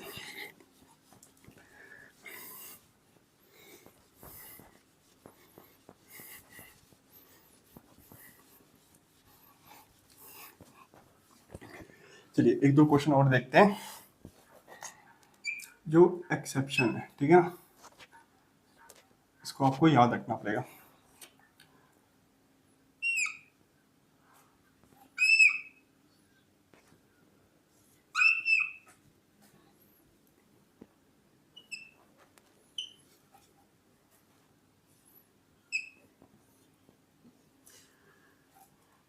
चलिए बताइए, ये कंपाउंड एरोमेटिक है, एंटी एरोमेटिक है या नॉन एरोमेटिक है?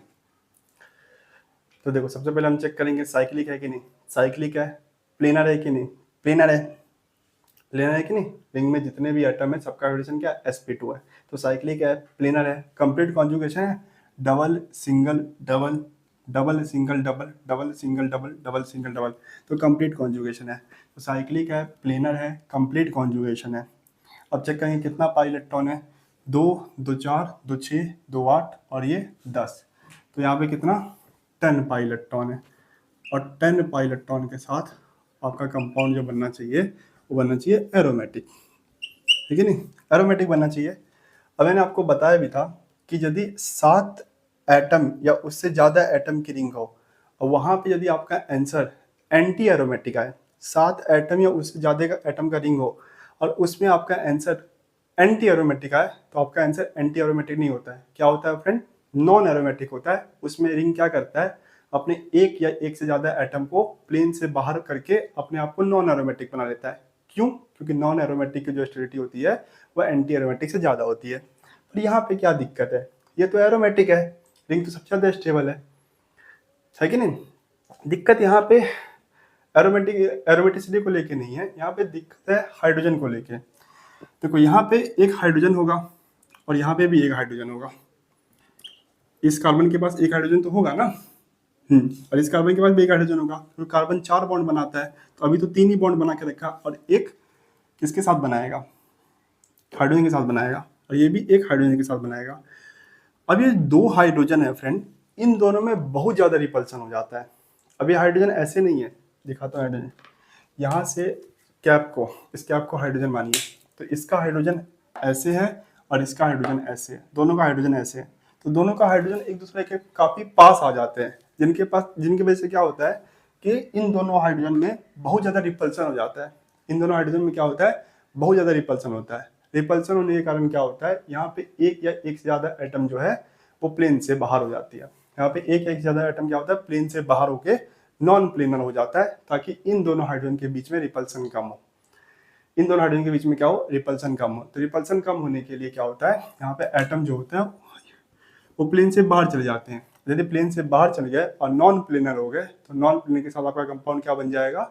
नॉन एरोमेटिक बन जाएगा। ठीक है, नॉन प्लेनर के साथ ये कंपाउंड आपका क्या बन जाएगा? नॉन एरोमेटिक बन जाएगा। तो कंडीशन तो पूरा एरोमेटिक वाली थी, पर ये कंपाउंड आपका नॉन एरोमेटिक हुआ। किसके कारण? हाइड्रोजन के रिपल्सन के कारण, एसिडिटी के कारण नहीं। एरोमेटिक होने के कारण तो स्टेबल तो था, पर ये दोनों हाइड्रोजन में रिपल्सन इतना ज्यादा हुआ कि रिपल्सन को कम करने के लिए क्या करना पड़ा? एटम को प्लेन से बाहर करना पड़ा। जिसके कारण से कंपाउंड क्या बन गया आपका? नॉन एरोमेटिक बन गया। क्योंकि नॉन प्लेनर है तो नॉन प्लेनर के साथ ये कंपाउंड तो नॉन एरोमेटिक ही बनेगा। तो ये एग्जाम में आए क्वेश्चन, तो यहाँ पे स्टूडेंट गलत करेंगे, इसको एरोमेटिक मार करके आएंगे, पर आप याद रखना ये एरोमेटिक नहीं, ये क्या हो जाएगा? ये नॉन एरोमेटिक हो जाएगा। ठीक है, चलिए समझ आएंगे नहीं फ्रेंड? बताइए, यदि यहाँ पे एम आ जाए तो, यदि यहाँ पे एम का मतलब क्या होता है? Methyl, CH4। यहाँ पे मिथाइल आ जाए और यहाँ पे मिथाइल आ जाए तो, यहाँ पे मिथाइल आ जाए और यहाँ पे मिथाइल आ जाए तो क्या ही दिक्कत है? मिथाइल और मिथाइल में और भी ज्यादा रिपल्सन होगा। जब हाइड्रोजन छोटा था तो उसमें इतना रिपल्सन था, तो मिथाइल में तो और भी ज्यादा रिपल्सन होगा, और भी एटम प्लेन से बाहर हो जाएंगे, ये भी नॉन एरोमेटिक होगा। इसकी भी कंडीशन एरोमेटिक वाली है। चेक करोगे, साइक्लिक है, प्लेनर है, कंप्लीट कॉन्जुगेशन है, 10 pi इलेक्ट्रॉन है, पर मिथाइल के बीच में बहुत ज्यादा रिपल्सन होगा। जिसके कारण क्या होगा, जो एटम होगा उसे प्लेन से बाहर हो जाएगा, और यदि एटम प्लेन से बाहर हो गया तो ये नॉन प्लेनर बन गया, तो ये कंपाउंड आपका क्या बन जाएगा? Non aromatic. तो मिथाइल के रिपल्सन के कारण कंपाउंड क्या बन गया? नॉन एरोमेटिक बन गया। ठीक है, चलिए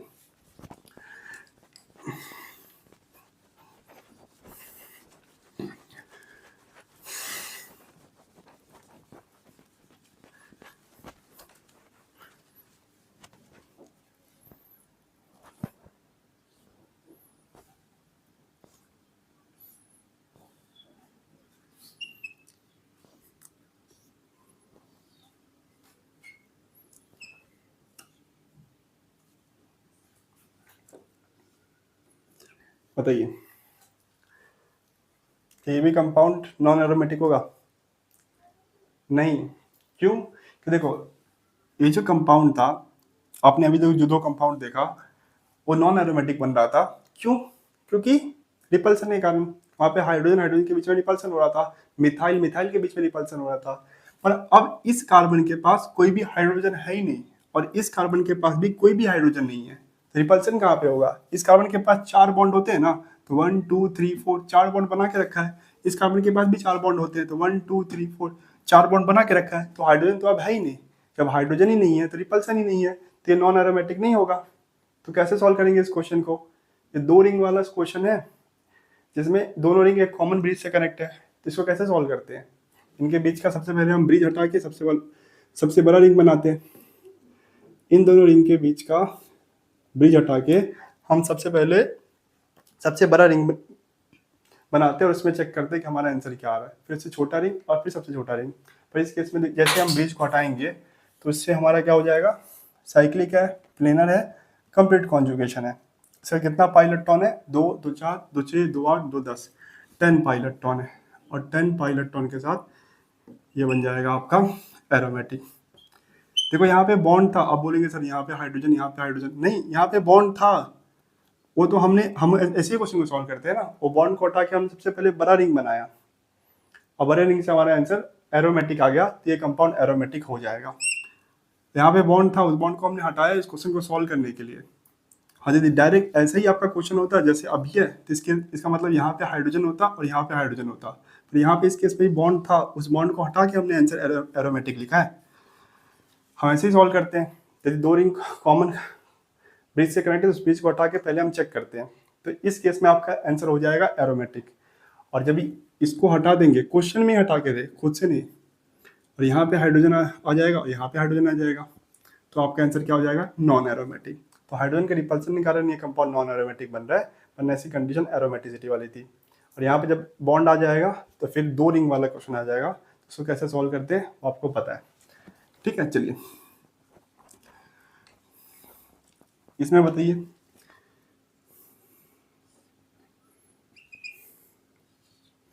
इस केस में क्या होगा, क्या अभी भी नॉन एरोमेटिक होगा? नहीं, क्योंकि इस कार्बन के पास अभी भी हाइड्रोजन नहीं है फ्रेंड। देखो इस कार्बन के पास अभी भी कोई हाइड्रोजन है नहीं है, 1 2 3 4 4 बॉन्ड है इसके पास, इस कार्बन के पास भी 1 2 3 4 अभी भी 4 बॉन्ड है। ये दोनों कार्बन ऑक्सीजन से कनेक्ट है, यहाँ पे ऑक्सीजन तो एक ही है ना, तो अकेले ऑक्सीजन के बीच में रिपल्सन होगा क्या? नहीं, तो यहाँ पे भी आपका आंसर नॉन एरोमेटिक नहीं होगा। तो इसको कैसे सॉल्व करेंगे, फिर से यहाँ पे 2 रिंग बन गया, 2 रिंग एक कॉमन रास्ते से कनेक्ट है, कॉमन ब्रिज से कनेक्ट है, तो इसको पहले हटाएंगे और फिर हम चेक करेंगे। उससे यदि हमारा आंसर नॉन एरोमेटिक आ जाए तो फिर हम क्या करेंगे, यदि सबसे बड़े वाले रिंग में हमारा आंसर नॉन एरोमेटिक आता है तो फिर हम छोटे वाले रिंग में और फिर सबसे छोटे वाले रिंग में।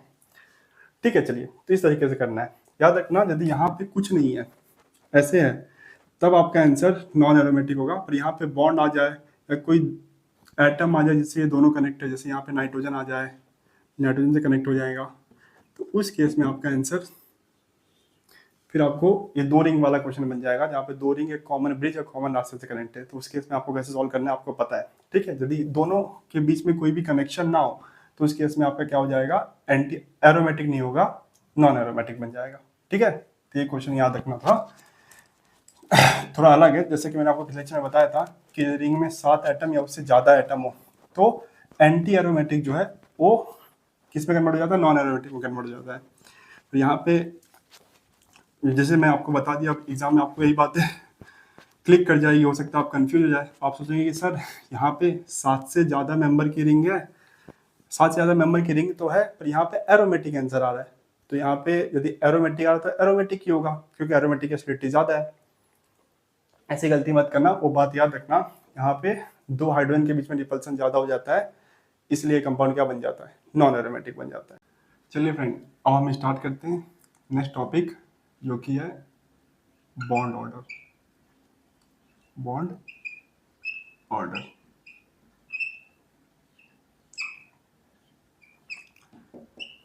तो बॉन्ड ऑर्डर क्या होता है?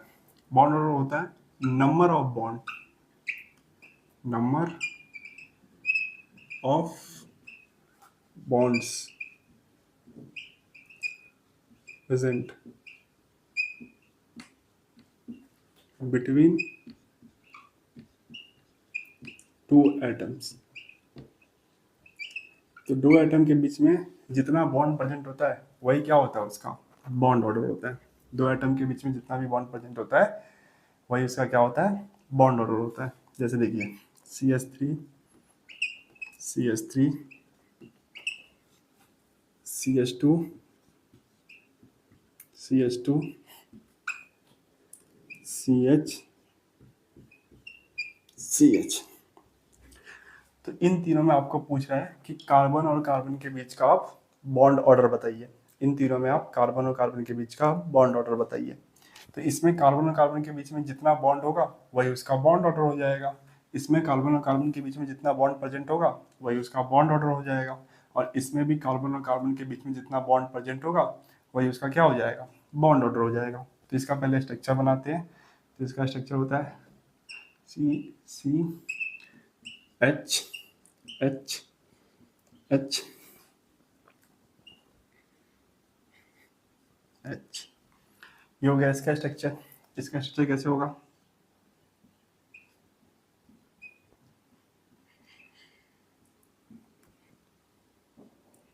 और इसका जो स्ट्रक्चर होगा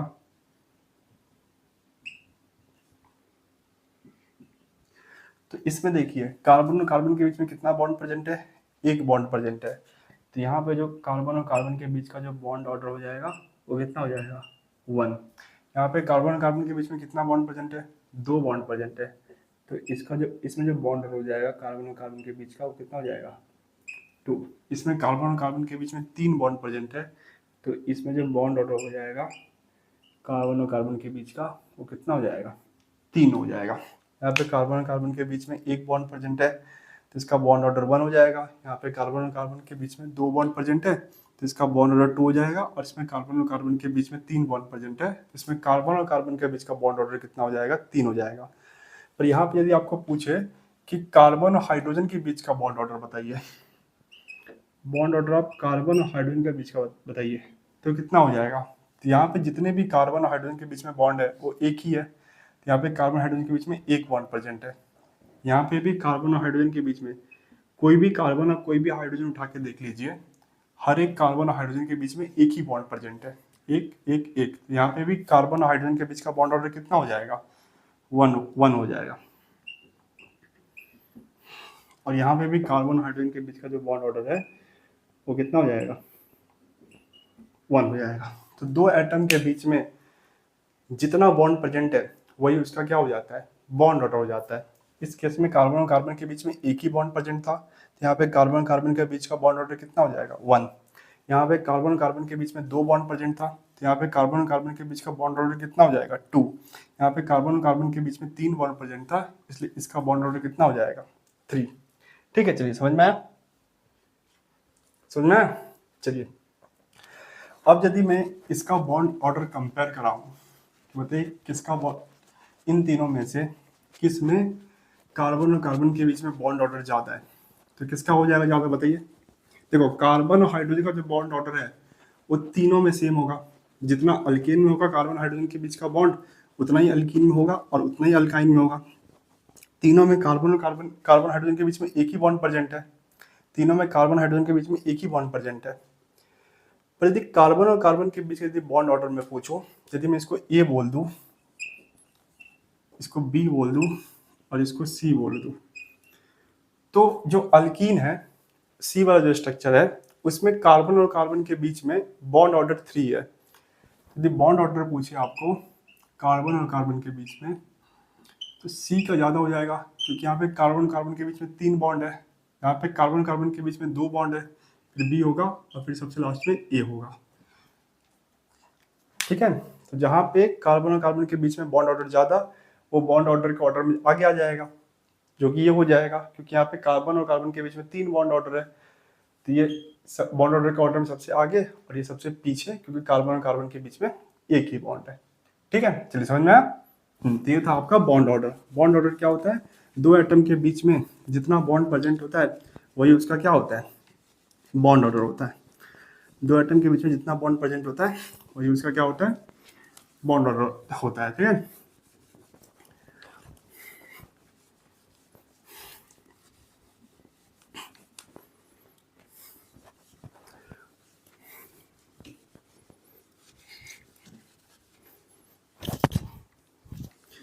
चलिए अगला जो है हमें पढ़ना है अगला टर्म जो कि है bond energy. Bond energy, bond energy क्या होता है, amount of energy required, amount of energy required to break bond between two atoms. तो दो एटम के बीच में जितना भी बॉन्ड है उन सारे बॉन्ड को तोड़ने के लिए जितनी एनर्जी लगती है, दो एटम के बीच में जितना बॉन्ड है उन बॉन्ड को तोड़ने के लिए जितनी एनर्जी लगती है वही क्या होता है, हमारा बॉन्ड एनर्जी होता है। जैसे ये एग्जांपल लेते हैं, CH3 CH3 CH2 CH2 CH और CH। इसको मैं A बोल दूँ, इसको मैं B बोल दूँ और इसको मैं C बोल दूँ। तो आप बता सकते हैं बॉन्ड एनर्जी का ऑर्डर, कार्बन और कार्बन के बीच में आप बॉन्ड एनर्जी का ऑर्डर बता सकते हैं? बॉन्ड एनर्जी का ऑर्डर कार्बन और कार्बन के बीच का। तो देखो यहाँ पे कार्बन और कार्बन के बीच में फ्रेंड कितना बॉन्ड है, एक बॉन्ड है, और यहाँ पे कार्बन और कार्बन के बीच में 3 बॉन्ड है। तो आप ही बताइए कहाँ पे आपको ज्यादा एनर्जी लगेगी, यहाँ पे कि यहाँ पे? यहाँ पे, क्योंकि यहाँ पे कार्बन और कार्बन के बीच में 3 बॉन्ड है, तो 3 बॉन्ड को तोड़ने के लिए आपको एनर्जी देनी पड़ेगी। और यहाँ पे कार्बन और कार्बन के बीच में एक ही बॉन्ड है, तो आपको एक ही बॉन्ड को तोड़ने के लिए एनर्जी देना पड़ेगा।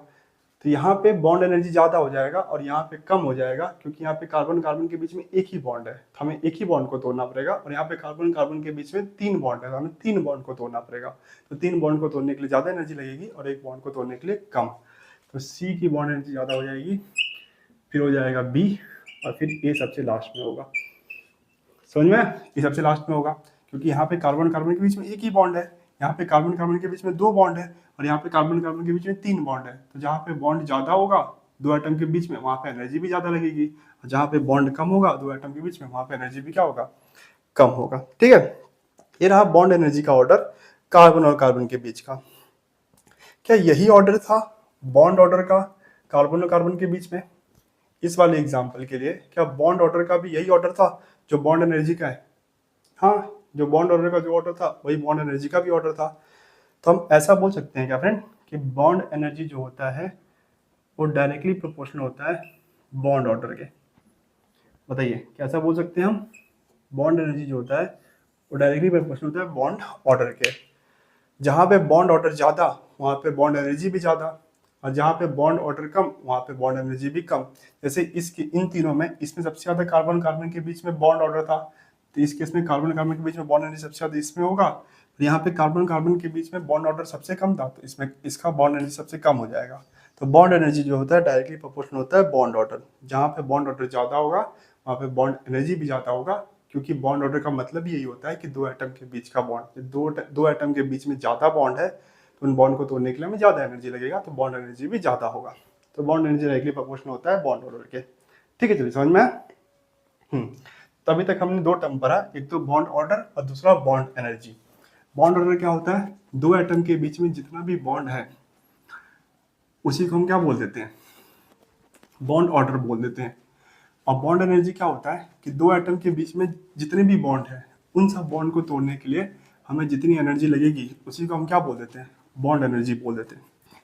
उसी को हम बॉन्ड एनर्जी बोल देते हैं। यदि बॉन्ड ऑर्डर ज़्यादा है इसका मतलब दो एटम के बीच में बॉन्ड ज़्यादा है। बॉन्ड ऑर्डर ज़्यादा होने का मतलब है कि दो एटम के बीच में बॉन्ड ज़्यादा है। यदि दो एटम के बीच में बॉन्ड ज़्यादा है तो उन बॉन्ड को तोड़ने के लिए एनर्जी भी ज़्यादा लगेगा, या हम ऐसा बोल सकते हैं कि बॉन्ड एनर्जी जो होता है वो डायरेक्टली प्रोपोर्शनल होता है बॉन्ड ऑर्डर के। ठीक है, बॉन्ड एनर्जी जो होता है वो डायरेक्टली प्रोपोर्शनल होता है बॉन्ड ऑर्डर के। अगला टर्म जो हमें पढ़ना है वो है पढ़ना है फ्रेंड हमें, वो है bond length. Bond length, bond length. Bond length क्या होता है? किसी बॉन्ड का लेंथ, कोई बॉन्ड कितना लंबा है वही क्या होता है? Bond length. तो आपके बॉन्ड का कितना लेंथ है वही क्या हो जाएगा? आपका बॉन्ड लेंथ। जैसे CH3 CH3 CH2 CH2 और CH और CH, ये A है और ये B है, ये C है। अब मैं इन तीनों में आपको पूछूं, बताइए बॉन्ड लेंथ का ऑर्डर बताइए, किसका बॉन्ड लेंथ ज़्यादा होगा कार्बन और कार्बन में? कार्बन हाइड्रोजन का बॉन्ड लेंथ तीनों में सेम होगा। अब बताइए कि कार्बन और कार्बन के बीच का जो बॉन्ड है वो किस में ज़्यादा हो, कार्बन कार्बन के बीच में जो बॉन्ड लेंथ होगा वो किस में ज़्यादा होगा। तो यहाँ पे कार्बन कार्बन के बीच में एक बॉन्ड है और यहाँ पे कार्बन कार्बन के बीच में 3 बॉन्ड है कि नहीं। यहाँ पे कार्बन कार्बन के बीच में एक बॉन्ड है और यहाँ पे कार्बन कार्बन के बीच में 3 बॉन्ड है और यहाँ पे 2 बॉन्ड है। बॉन्ड किसको रिप्रेजेंट करता है, बॉन्ड किस चीज को रिप्रेजेंट करता है, अट्रैक्शन को। बॉन्ड किसको रिप्रेजेंट करता है, अट्रैक्शन। दो एटम के बीच में यदि ज्यादा बॉन्ड है इसका मतलब दो एटम के बीच में अट्रैक्शन ज्यादा है। दो एटम के बीच में यदि बॉन्ड कम है तो दो एटम के बीच में अट्रैक्शन कम है। जैसे यहाँ पे दो एटम कार्बन और कार्बन के बीच में एक ही बॉन्ड है तो यहाँ पे कार्बन कार्बन के बीच में अट्रैक्शन कम है और यहाँ पे कार्बन कार्बन के बीच में 3 बॉन्ड है। इसका मतलब ये कि यहाँ पे कार्बन कार्बन के बीच में अट्रैक्शन ज्यादा है। यदि दो एटम के बीच में बॉन्ड का नंबर ज्यादा है तो इसका मतलब यही है कि दो एटम के बीच में अट्रैक्शन भी ज्यादा है। यदि दो एटम के बीच में अट्रैक्शन ज्यादा है तो आप बताइए दो एटम के बीच में दूरी कम होगा या ज्यादा, कम होगा। ये दो एटम के बीच में अट्रैक्शन ज्यादा तो दूरी कम, दो एटम के बीच में अट्रैक्शन कम तो दूरी ज्यादा, ये दूरी ज्यादा तो बॉन्ड लेंथ भी ज्यादा। यहाँ पे दो एटम के बीच में जो है अट्रैक्शन कम है तो इन दोनों के बीच में डिस्टेंस ज्यादा होगा, डिस्टेंस ज्यादा होगा तो बॉन्ड लेंथ भी बड़ा होगा। और यहाँ पे क्या है, इन दोनों के बीच में अट्रैक्शन कम है, यदि अट्रैक्शन ज्यादा है, अट्रैक्शन ज्यादा है तो इन दोनों के बीच में डिस्टेंस भी कम होगा, डिस्टेंस कम होगा तो बॉन्ड लेंथ भी कम होगा। तो इस केस में यदि हमें बॉन्ड लेंथ का, कार्बन और कार्बन के बीच में बॉन्ड लेंथ का ऑर्डर पूछे तो हम बोल देंगे एक में सबसे ज़्यादा होगा, फिर बी में और फिर सी में, क्योंकि इस केस में कार्बन और कार्बन के बीच का अट्रैक्शन जो है सबसे कम है, इसीलिए इन दोनों एटम के बीच की दूरी सबसे ज़्यादा होगी और बॉन्ड लेंथ भी यहाँ पे बड़ा होगा। यहाँ पे कार्बन और कार्बन के बीच का अट्रैक्शन ज़्यादा है तो कार्बन कार्बन के बीच में डिस्टेंस भी कम होगा और बॉन्ड लेंथ भी कम होगा। तो ये हुआ हमारा बॉन्ड लेंथ का ऑर्डर। अभी अभी हमने जो फ्रेंड बॉन्ड ऑर्डर और बॉन्ड एनर्जी का जो ऑर्डर लिखा था इसी सेम एग्जांपल के लिए, क्या इसका जस्ट उल्टा नहीं आ रहा था, क्या इसका जस्ट उल्टा नहीं आ रहा था। बॉन्ड ऑर्डर सी का ज्यादा है तो साफ साफ दिख रहा है, सी का ज्यादा है, बी का ज्यादा है और ए का ज्यादा है। और बॉन्ड एनर्जी भी है वो सी का ज्यादा था, फिर बी का और फिर ए का। क्यों, बॉन्ड एनर्जी का मतलब होता है दो एटम के बीच के बॉन्ड को तोड़ना। अब इन दोनों एटम के बीच में अट्रैक्शन ज्यादा है तो इनके बॉन्ड को तोड़ने के लिए ज्यादा एनर्जी लगेगा और इन दोनों के बीच के बॉन्ड की अट्रैक्शन कम है तो कम एनर्जी लगेगा। तो जो बॉन्ड लेंथ का ऑर्डर है ये उल्टा है बॉन्ड ऑर्डर का, है कि नहीं।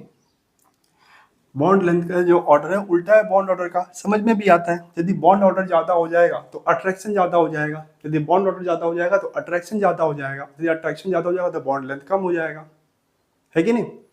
यदि अट्रैक्शन ज्यादा हो जाएगा तो बॉन्ड लेंथ कम हो जाएगा, यदि बॉन्ड ऑर्डर कम होगा तो अट्रैक्शन कम होगा, अट्रैक्शन कम होगा तो बॉन्ड लेंथ बड़ा हो जाएगा। तो क्या हम बोल सकते हैं कि बॉन्ड लेंथ जो होता है फ्रेंड ये इनवर्सली प्रोपोर्शनल होता है बॉन्ड ऑर्डर के। बताइए क्या हम बोल सकते हैं, जो हमारा बॉन्ड लेंथ होता है ये इनवर्सली प्रोपोर्शनल होता है बॉन्ड ऑर्डर के। जहाँ पे बॉन्ड ऑर्डर ज़्यादा वहाँ पे बॉन्ड लेंथ कम, इसमें बॉन्ड ऑर्डर ज़्यादा तो बॉन्ड लेंथ कम और यहाँ पे बॉन्ड ऑर्डर कम तो बॉन्ड लेंथ ज़्यादा। अब बॉन्ड एनर्जी जो होता है वो डायरेक्टली प्रोपोर्शनल होता है, जो आपका बॉन्ड एनर्जी होता है वो डायरेक्टली प्रोपोर्शनल होता है बॉन्ड ऑर्डर के। बताइए बोल सकते हैं कि जो आपका बॉन्ड एनर्जी होता है वो डायरेक्टली प्रोपोर्शनल होता है बॉन्ड ऑर्डर के। जहाँ पे बॉन्ड ऑर्डर ज़्यादा वहाँ पे अट्रैक्शन ज़्यादा तो वहाँ पे बॉन्ड को तोड़ने के लिए ज़्यादा एनर्जी लगेगी, और जहाँ पे बॉन्ड ऑर्डर कम तो वहाँ पे अट्रैक्शन भी कम तो वहाँ पे बॉन्ड को तोड़ने के लिए एनर्जी भी कम लगेगी। तो बॉन्ड एनर्जी डायरेक्टली प्रोपोर्शनल होता है बॉन्ड ऑर्डर का, और बॉन्ड लेंथ जो होता है वो इनवर्सली प्रोपोर्शनल होता है बॉन्ड ऑर्डर के। बताइए समझ में आया। तो ये आप याद रखना बॉन्ड लेंथ और बॉन्ड एनर्जी के बारे में। जब आपको किसी भी दो स्ट्रक्चर के बीच में बॉन्ड लेंथ कंपेयर कराए या बॉन्ड एनर्जी कंपेयर कराए तो पहले आप बॉन्ड ऑर्डर उनके बीच का निकालो। जहाँ पे बॉन्ड ऑर्डर ज़्यादा वहाँ पे बॉन्ड एनर्जी ज़्यादा, और जहाँ पे बॉन्ड ऑर्डर कम वहाँ पे बॉन्ड लेंथ कम। ठीक है, चलिए समझ में आया।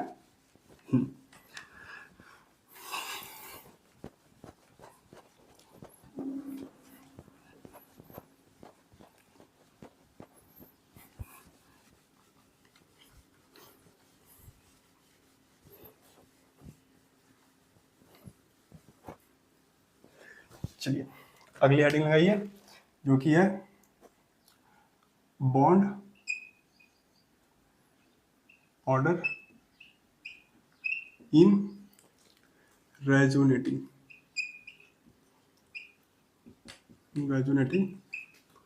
स्ट्रक्चर।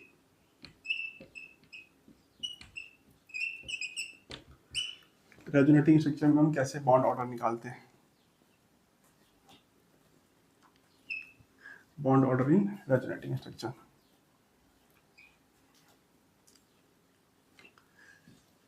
तो देखिए, एक रेजोनेटिंग स्ट्रक्चर बनाते हैं।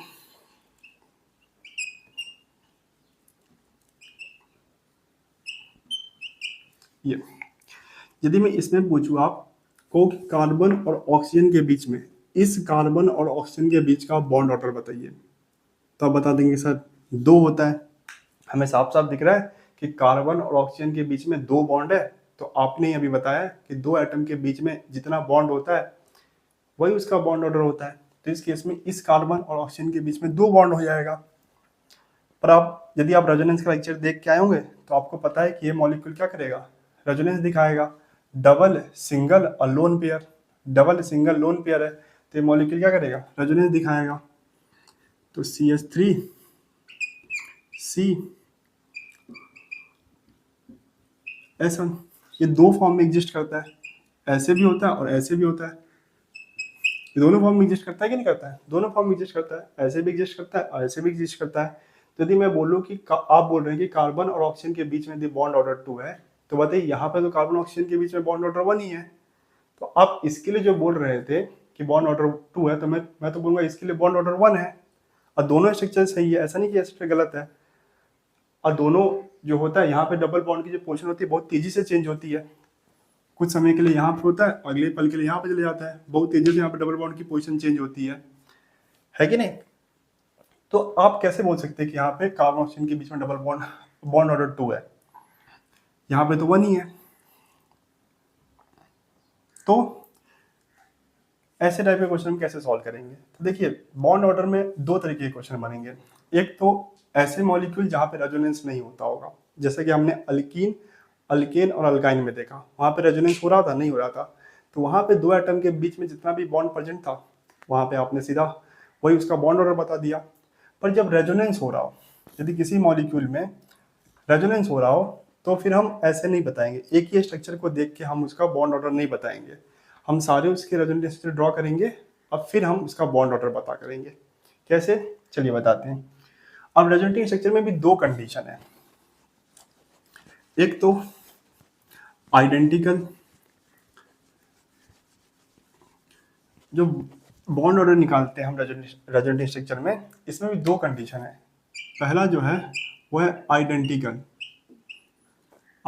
रेजोनेटिंग स्ट्रक्चर या इक्वली कंट्रीब्यूटिंग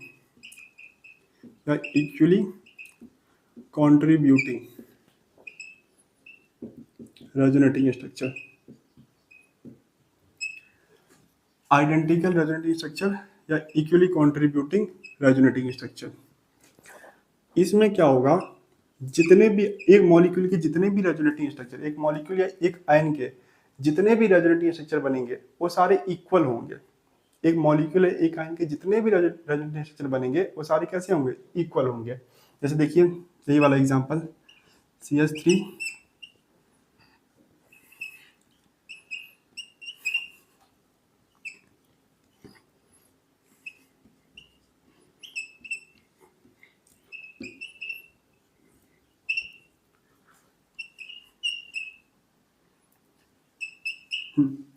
तो इस मॉलिक्यूल के 2 रेजोनेटिंग स्ट्रक्चर बन रहे हैं, एक ये और एक ये।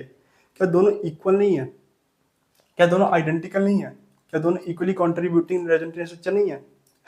देखिए यहाँ पे भी एक कार्बन एक ऑक्सीजन से डबल बॉन्ड से कनेक्ट है, यहाँ पे भी एक कार्बन एक ऑक्सीजन से डबल बॉन्ड से कनेक्ट है। यहाँ पे भी एक ऑक्सीजन के ऊपर नेगेटिव चार्ज है, यहाँ पे भी एक ऑक्सीजन के ऊपर नेगेटिव चार्ज है। यहाँ पे भी एक ऑक्सीजन इस कार्बन से सिंगल बॉन्ड से कनेक्ट है और यहाँ पे भी एक ऑक्सीजन कार्बन से सिंगल बॉन्ड से कनेक्ट है। यहाँ पे भी एक कार्बन से CH3 कनेक्ट है और यहाँ पे भी एक कार्बन से CH3 कनेक्ट है। तो ये दोनों रेजोनेटिंग स्ट्रक्चर जो है वो कैसे आइडेंटिकल है, इक्वली कंट्रीब्यूटिंग रेजोनेटिंग स्ट्रक्चर है। तो इस केस में क्या करेंगे, जो डबल बॉन्ड जहां जहां पे जा रहा है, डबल बॉन्ड जहां जहां पे जा रहा है दोनों में बांट दो। जैसे देखो ये जो डबल बॉन्ड है एक यहाँ पे जा रहा है और एक यहाँ पे जा रहा है, ये डबल बॉन्ड की पोजीशन एक यहाँ पे और एक यहाँ पे, मतलब ये डबल बॉन्ड इसका भी है, इन दोनों एटम के बीच में भी है, और ये वाला डबल बॉन्ड इन दोनों एटम के बीच में ही है। मतलब एक डबल बॉन्ड को दो जगह बांटना है, एक यहाँ पे देना और एक यहाँ पे देना है। इस डबल बॉन्ड को दो जगह पे बांटना है, एक यहाँ पे और एक यहाँ पे।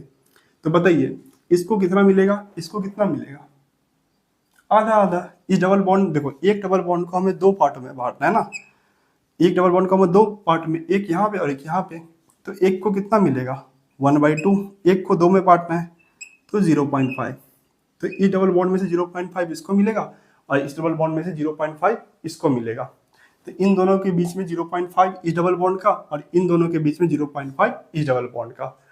अब यदि आपको कोई पूछे बॉन्ड ऑर्डर बताइए कार्बन और ऑक्सीजन के बीच का, तो देखो ये कार्बन ऑक्सीजन के बीच में एक बॉन्ड तो हमेशा है, यहाँ पे भी है और यहाँ पे भी है, तो पहले एक तो लिख ही लो, प्लस इस डबल बॉन्ड में से आधा इसको भी मिला है। ये डबल बॉन्ड इसका अकेले थोड़ी ना है, इसमें इसका भी हिस्सा है, तो आधा ही इसको मिलेगा, आधा इसको मिलेगा।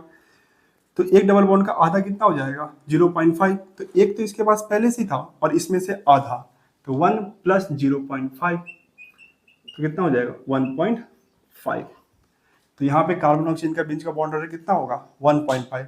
इस कार्बन ऑक्सीजन के बीच का भी आप बॉन्ड ऑर्डर निकालिए, वो भी 1.5 ही आएगा। जैसे देखो इस कार्बन ऑक्सीजन के बीच में एक बॉन्ड है, यहाँ पे भी है और एक बॉन्ड यहाँ पे भी है, और इस डबल बॉन्ड में से आधा इसका है और आधा इसका है, तो इसका आधा वाला दे दो इसको, तो एक पहले से ही था और आधा और आ जाएगा, तो 1 + 0.5 तो कितना हो जाएगा 1.5।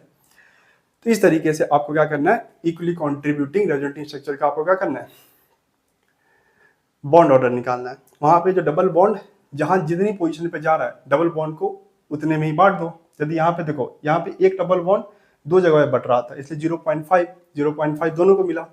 यदि एक डबल बॉन्ड तीन जगह पे बटे फ्रेंड, तो एक डबल बॉन्ड तीन जगह पे बटे तो हर किसी को 0.3 मिलेगा, है कि नहीं। एक को जब 3 से डिवाइड करेंगे 0.33 आएगा ना।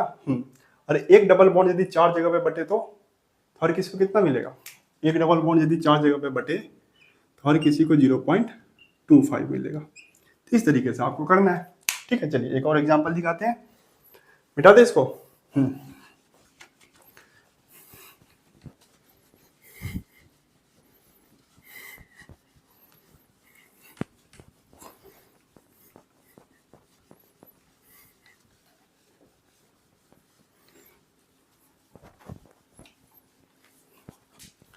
जैसे देखिए C डबल बॉन्ड O-, इसमें आपको पूछ रहा है कार्बन ऑक्सीजन के बीच का बॉन्ड ऑर्डर बताइए, कार्बन ऑक्सीजन के बीच का बॉन्ड ऑर्डर बताइए। तो इसका रेजोनेटिंग फॉर्म भी होगा, इसका जो रेजोनेटिंग फॉर्म होगा देखो, यहाँ से रेजोनेंस होगा डबल सिंगल लोन पेयर होगा, डबल सिंगल और लोन पेयर। तो 3 का नेगेटिव चार्ज उठ के 1 पे और 1 2 का डबल बॉन्ड उठ के 2 3 पे। आपको रेजोनेंस बनाना आता होगा, पूरी उम्मीद कर रहा हूँ कि आपको रेजोनेंस बनाना आता होगा। तो 1 2 का डबल बॉन्ड उठ के 2 3 पे और 3 का नेगेटिव चार्ज उठ के 1 पे। एक और रेजोनेंस होगा डबल सिंगल और loan pair, double single lone pair. तो एक और रेजोनेटिंग स्ट्रक्चर बनेगा,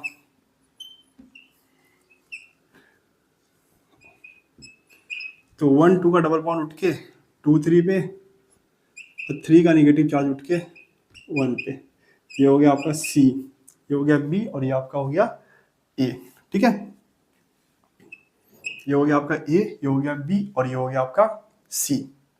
और भी कोई रेजोनेटिंग स्ट्रक्चर बनेगा, यदि आप सोच रहे हैं कि सर यहाँ से भी होगा 1 डबल सिंगल लोन पेयर, तो 1 2 का डबल बॉन्ड उठा के 2 पे 2 3 पे और 3 का नेगेटिव चार्ज उठा के 1 पे, तो यही बन जाएगा। 3 ही रेजोनेटिंग स्ट्रक्चर बनेगा 1 2 3। इसके अलावा यदि आप कोई भी रेजोनेटिंग स्ट्रक्चर बनाएंगे तो देखेंगे इनमें से कोई एक रिपीट हो रहा है।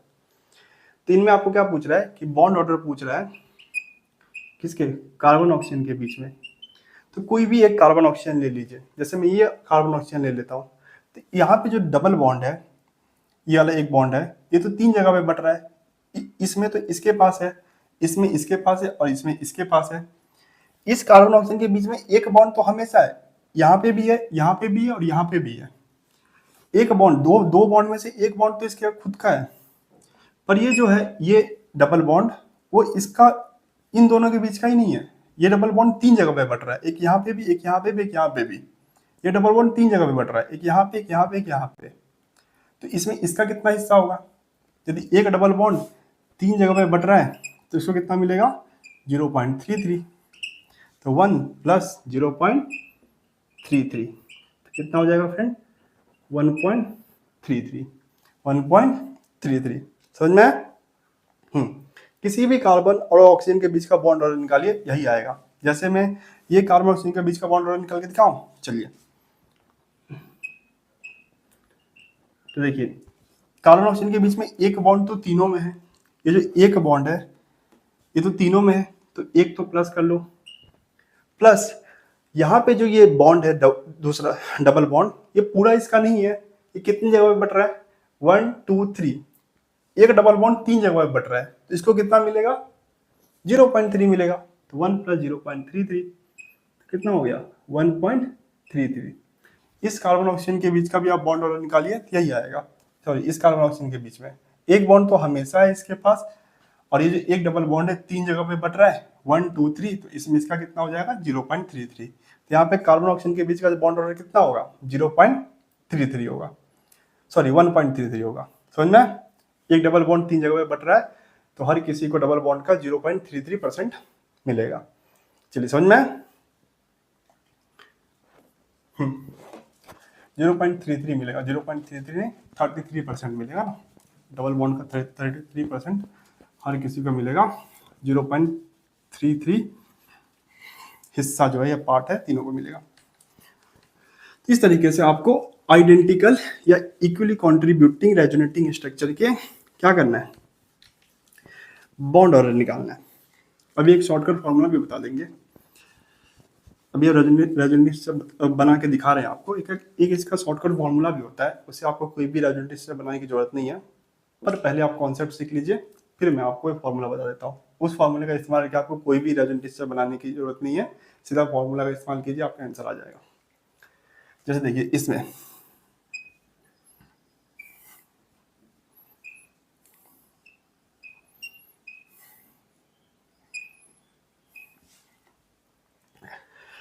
बताइए सल्फर बॉन्ड ऑर्डर बताइए सल्फर और ऑक्सीजन के बीच का। तो देखो यहां से रेजोनेंस होगा डबल सिंगल और loan pair. Double single lone pair होगा रेजोनेंस? बिल्कुल होगा।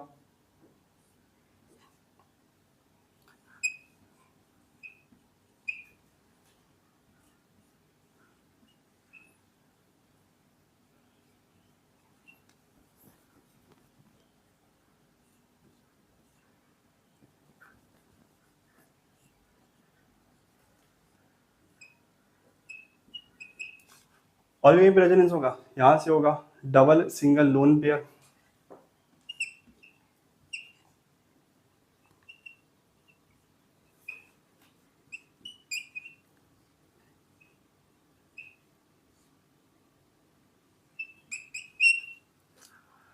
और भी कोई रेजोनेंस होगा बताइए। यदि आप ये सोच रहे हैं कि सर ठीक तो है ना, कि लोन पेयर सिंगल डबल, तो फिर इससे तो यही बन जाएगा स्ट्रक्चर ना, यही बन जाएगा ना स्ट्रक्चर इससे। लोन पेयर सिंगल डबल तो दो डबल बॉन्ड, नहीं ऐसा स्ट्रक्चर नहीं बना है ना। तो यहाँ से भी करा सकते हैं resonance, loan pair single double.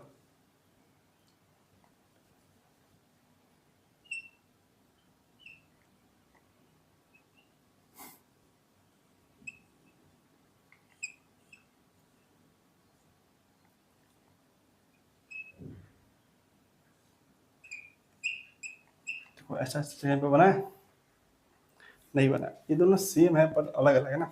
यहाँ पे इस ऑक्सीजन के ऊपर नेगेटिव चार्ज है, वहाँ पे इस ऑक्सीजन के ऊपर नेगेटिव चार्ज है। और भी कोई आपको दिख रहा है? इससे एक और बनेगा, देखो डबल सिंगल लोन पेयर।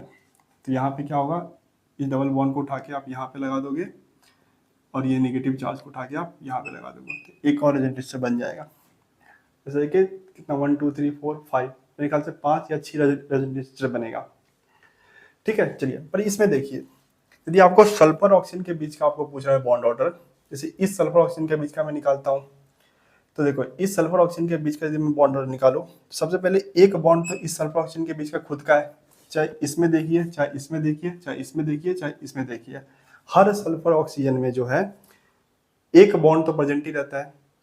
और क्या हो रहा है, यहाँ पे दो पाई बॉन्ड है, एक दो, दो पाई बॉन्ड है, और कितनी जगह पे बट रहा है, चार जगह पे बट रहा है, 1 2 3 4, ये एक और ये दो, दो पाई बॉन्ड जो है फ्रेंड वो चार जगह पे बट रहा है, 1 2 3 4।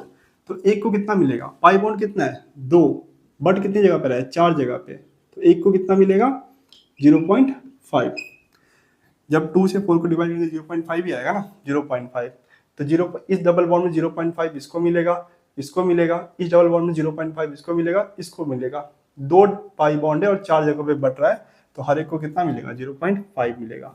तो बॉन्ड ऑर्डर कितना हो गया, जो कि हो गया 1.5। बॉन्ड ऑर्डर कितना हो गया, 1.5। समझ में आया?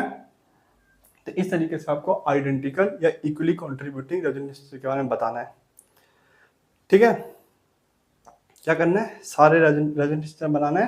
फिर बिना रेजोनेंस बनाए भी आप सोच सकते हो कि यहाँ पे दो पाई बॉन्ड जो चार जगह पे बटेगा, लेकिन दो पाई बॉन्ड जो है चार जगह से बटेगा, हर जगह से रेजोनेंस हो रहा है।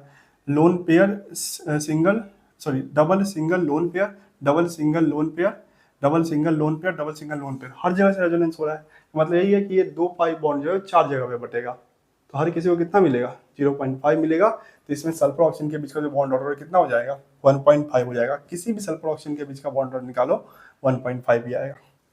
ठीक है, चलिए समझ में आया? तो ये तो हुआ कॉन्सेप्ट, कैसे बॉन्ड ऑर्डर निकालना है आपको आइडेंटिकल या इक्वली कंट्रीब्यूटिंग रेजोनेटिंग स्ट्रक्चर के लिए। पर एग्जाम में हमारे पास इतना टाइम नहीं होता है कि हम बैठ के सारे रेजोनेटिंग स्ट्रक्चर बनाएं, या हो सकता है जल्दबाजी में हमसे कोई रेजोनेटिंग स्ट्रक्चर नहीं बने, ये भी तो हो सकता है ना, जल्दबाजी में कोई स्ट्रक्चर रिपीट हो जाए या कोई रेजोनेटिंग स्ट्रक्चर नहीं बने। तो इसके लिए क्या है, इक्वली कंट्रीब्यूटिंग या आइडेंटिकल रेजोनेटिंग स्ट्रक्चर का बॉन्ड ऑर्डर निकालने के लिए एक शॉर्टकट फॉर्मूला भी है। फॉर्मूला मैंने नहीं बनाया है, मुझे बुक में मिला था ये फॉर्मूला। तो बॉन्ड ऑर्डर जो होता है वो होता है सिग्मा प्लस पाई अपॉन में सिग्मा। ठीक है, सिग्मा प्लस पाई अपॉन में सिग्मा, दो एटम के बीच में। हाँ, अब इसमें सिग्मा के लिए याद रखने की बात यही है कि आप किसी भी मॉलिक्यूल के सारे सिग्मा बॉन्ड काउंट नहीं कर लोगे। जिन दो एटम के बीच में आपको बॉन्ड ऑर्डर निकलवा रहा है, उन्हीं दो एटम के बीच का आप क्या करोगे, सिग्मा और पाई काउंट करोगे। जिन दो एटम के बीच का आपको बॉन्ड ऑर्डर निकलवा रहा है, उन्हीं दोनों एटम के बीच में आप क्या करोगे, सिग्मा और पाई काउंट करोगे। मॉलिक्यूल के सारे सिग्मा और पाई काउंट नहीं करोगे। जैसे देखिए CH3 C, इसमें पूछ रहा है कि बॉन्ड ऑर्डर बताइए कार्बन और ऑक्सीजन। कार्बन ऑक्सीजन के बीच में आपको क्या पूछ रहा है, बॉन्ड ऑर्डर पूछ रहा है। हमारा फॉर्मूला क्या है, सिग्मा प्लस पाई अपॉन में सिग्मा, यही है, सिग्मा प्लस पाई अपॉन में सिग्मा। तो इसमें किसके किसके बीच का बॉन्ड ऑर्डर निकालना है, कार्बन ऑक्सीजन के बीच का। तो कार्बन ऑक्सीजन के बीच का ही आपको सिग्मा और पाई रखना है, कार्बन ऑक्सीजन के बीच का ही सिग्मा और पाई रखना है। जैसे इसका यदि आप स्ट्रक्चर बनाएंगे सही से, तो देखो, तो ये भी सिग्मा है, ये भी सिग्मा है, और ये भी सिग्मा है, ये भी सिग्मा बॉन्ड है, ये भी सिग्मा बॉन्ड है, ये भी सिग्मा बॉन्ड है, ये भी सिग्मा बॉन्ड है। और ये सिग्मा बॉन्ड कार्बन हाइड्रोजन के बीच का है, ये सिग्मा बॉन्ड कार्बन हाइड्रोजन का बीच का है, ये सिग्मा बॉन्ड कार्बन हाइड्रोजन का बीच का है, और ये सिग्मा बॉन्ड कार्बन कार्बन का बीच का है। और आपको बॉन्ड ऑर्डर किसके किसके बीच का पूछा है, कार्बन और ऑक्सीजन के बीच का। तो कार्बन ऑक्सीजन के बीच में आप क्या, कार्बन ऑक्सीजन के बीच का आप सिग्मा बॉन्ड रखोगे। तो ये रहा कार्बन और ये रहा ऑक्सीजन। तो कार्बन ऑक्सीजन के बीच में ये एक सिग्मा बॉन्ड, ये कार्बन ऑक्सीजन के बीच में दो सिग्मा बॉन्ड। तो कार्बन ऑक्सीजन के बीच में एक और दो सिग्मा बॉन्ड है। ये तो पाई है ना, दो एटम के बीच में एक ही सिग्मा बॉन्ड होता है, बाकी जितने भी होते हैं वो क्या होता है, पाई होता है। तो यहाँ पे कार्बन ऑक्सीजन के बीच का यदि बॉन्ड ऑर्डर मुझे पूछ रहा है, तो मैं कार्बन ऑक्सीजन के बीच का ही सिग्मा बॉन्ड रखूंगा। तो यहाँ पे कार्बन ऑक्सीजन के बीच में दो सिग्मा बॉन्ड है, एक इसमें से और एक इसमें से। तो बॉन्ड ऑर्डर कार्बन ऑक्सीजन के बीच में सिग्मा बॉन्ड कितना है, दो है। कार्बन ऑक्सीजन के बीच में कितना, दो सिग्मा बॉन्ड है। कितना पाई बॉन्ड है, एक पाई बॉन्ड है। कार्बन ऑक्सीजन के बीच में कितना, एक पाई बॉन्ड है। देखो ना, कार्बन ऑक्सीजन के बीच में एक ही पाई बॉन्ड है ना। और कितना सिग्मा है, 1 2 2 सिग्मा है, तो 2, तो 3/2 तो 1.5। तो बॉन्ड ऑर्डर कितना आ गया 1.5। तो कार्बन ऑक्सीजन के बीच में बॉन्ड ऑर्डर कितना है 1.5 है। याद है हमने निकाला था कार्बन ऑक्सीजन, इसमें कार्बन ऑक्सीजन के बीच में बॉन्ड ऑर्डर कितना आया था 1.5 आया था। तो इस तरीके से आपको फॉर्मूले का इस्तेमाल करके आंसर देना है। फॉर्मूले को यूज करते हुए आप ध्यान रखेंगे कि इसमें सिग्मा की और पाई की जगह पे वही सिग्मा बॉन्ड को रखेंगे जो जिन दो एटम के बीच में हमें बॉन्ड ऑर्डर पूछ रहा है, और वही पाई बॉन्ड रखेंगे जो दो एटम के बीच में हमें बॉन्ड ऑर्डर निकाला है उनके बीच में जो पाई है वही रखेंगे। ठीक है, चलिए समझ में आया। चलिए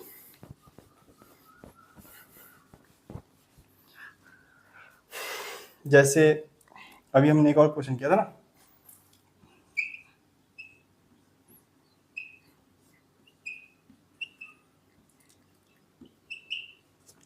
इसमें आपको पूछ रहा है बॉन्ड ऑर्डर बताइए आप कार्बन ऑक्सीजन के बीच का। कार्बन ऑक्सीजन के बीच का क्या कीजिए बॉन्ड ऑर्डर बताइए। तो कार्बन ऑक्सीजन के बीच में कितना सिग्मा बॉन्ड है, देखो इस कार्बन ऑक्सीजन के बीच में एक सिग्मा, इस कार्बन ऑक्सीजन के बीच में एक सिग्मा और इस कार्बन ऑक्सीजन के बीच में एक सिग्मा, कितना 3 सिग्मा है। कार्बन ऑक्सीजन के बीच में 3 सिग्मा है और कार्बन ऑक्सीजन के बीच में एक ही पाई है। दो एटम के बीच में एक बॉन्ड हो तो सिग्मा ही होता है, और दो एटम के बीच में एक से ज्यादा बॉन्ड हो तो एक ही सिग्मा होता है, बाकी सब क्या होता है पाई होता है। बाकी सब क्या होता है पाई होता है। यहाँ पे एक पाई बॉन्ड है एक सिग्मा है, तो 1 2 3 3 सिग्मा और एक पाई है। तो सिग्मा प्लस पाई और नीचे में क्या लिखेंगे सिग्मा, तो 4/3 और 4/3 कितना होता है 1.33। 1.33 तो 4 को आप 3 से डिवाइड करोगे कितना आएगा 1.33। हमने देखा भी था, तो ये जो बॉन्ड था ये 3 जगह पे बट रहा था, तो हर किसी को कितना मिला था 0.33। ये डबल बॉन्ड का हर किसी को 0.33 पार्ट मिल रहा था। तो इसका बॉन्ड ऑर्डर 1 + 0.33, इसका भी 1 + 0.33 और इसका भी 1 + 0.33, 1.33 आता बॉन्ड ऑर्डर। इस तरीके से आपको करना है। ठीक है, चलिए समझ में आया। चलिए समझ में आ रहा है तो 2-3 क्वेश्चन दे रहा हूँ, आप खुद से ट्राई करना।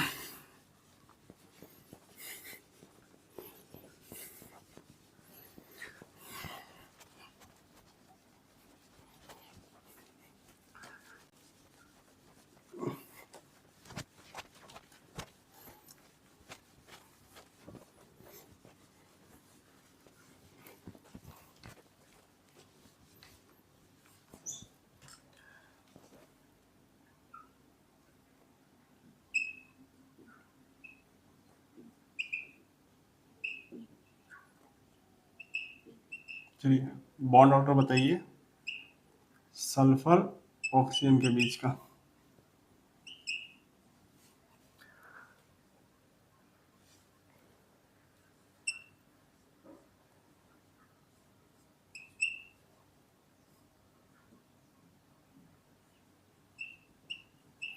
इसमें भी आप बॉन्ड ऑर्डर बताइए सल्फर ऑक्सीजन के बीच का।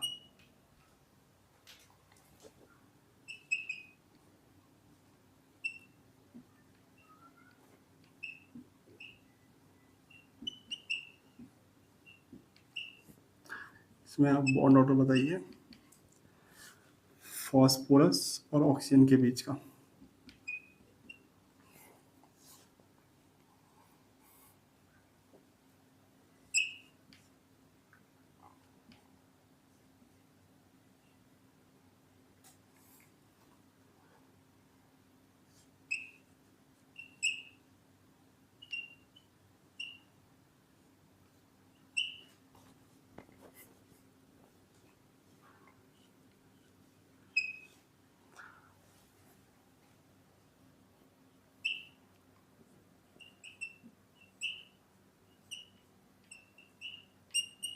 इसमें बॉन्ड ऑर्डर बताइए क्लोरीन और ऑक्सीजन के बीच का। ठीक है, चलिए तो अभी तक आपने वीडियो पॉज करके ट्राई कर लिया होगा, नहीं किया तो अभी भी कर लीजिए। मैं 5 तक काउंट कर देता हूँ, 5 4 3 2 1। तो अभी तक आपने कर लिया होगा। तो यहाँ पे हमें किसके बीच का बॉन्ड ऑर्डर निकालना है सल्फर ऑक्सीजन के बीच का। तो चेक कीजिए फॉर्मूला क्या है हमारा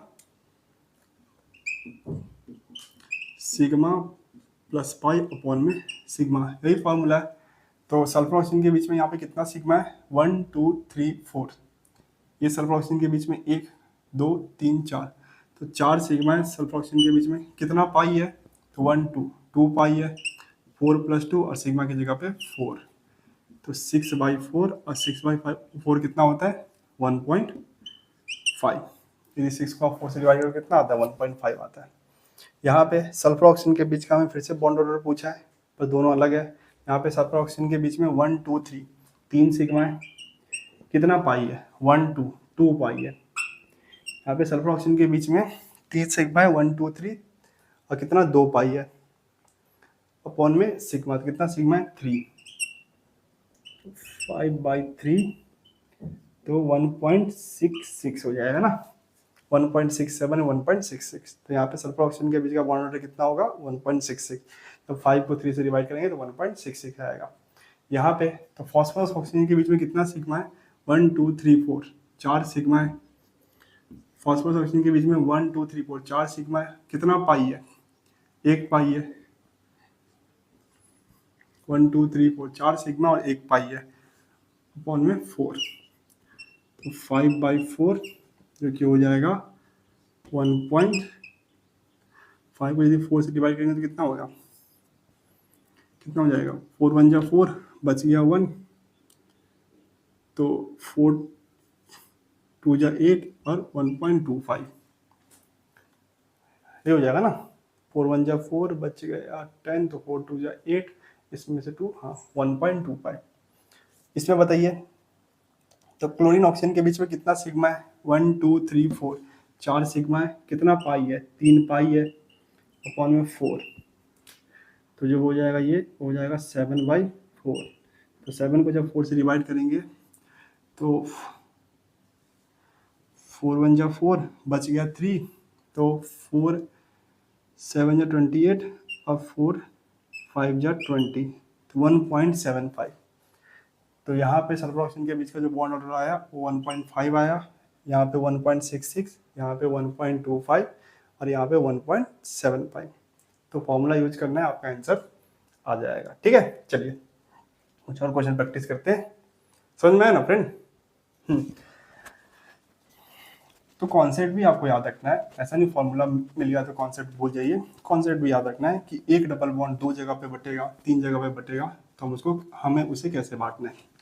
2 जगह पे बट रहा है तो 1/2, 3 जगह पे बट रहा है तो 1/3, 2 डबल बॉन्ड 4 जगह पे बट रहा है तो 2/4, 2 डबल बॉन्ड 5 जगह पे बट रहा है तो 2/5, यहाँ पे एक डबल बॉन्ड 4 जगह पे बट रहा था तो 1/4। तो कॉन्सेप्ट भी याद रखना, फॉर्मूला भी याद रखना।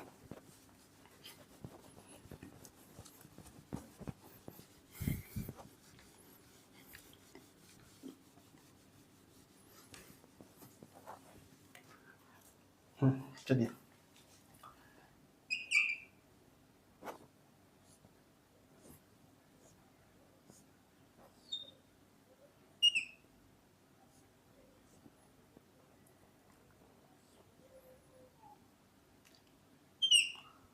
आपको बॉन्ड ऑर्डर बताना है कार्बन और कार्बन के बीच का। ठीक है,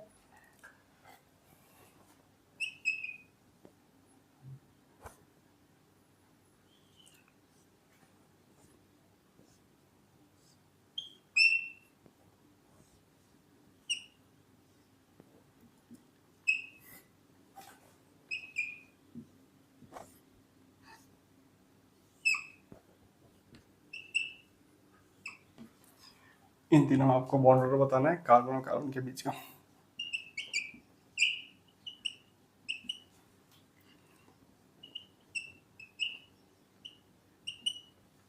चलिए, तो अभी तक आपने वीडियो पॉज करके ट्राई कर लिया होगा। तो देखो यहाँ पे कार्बन है, यहाँ पे कार्बन है, carbon carbon carbon carbon, carbon और कार्बन के बीच में कितना सिग्मा है 1 2 3 4 5 6, कितना 6 सिग्मा है।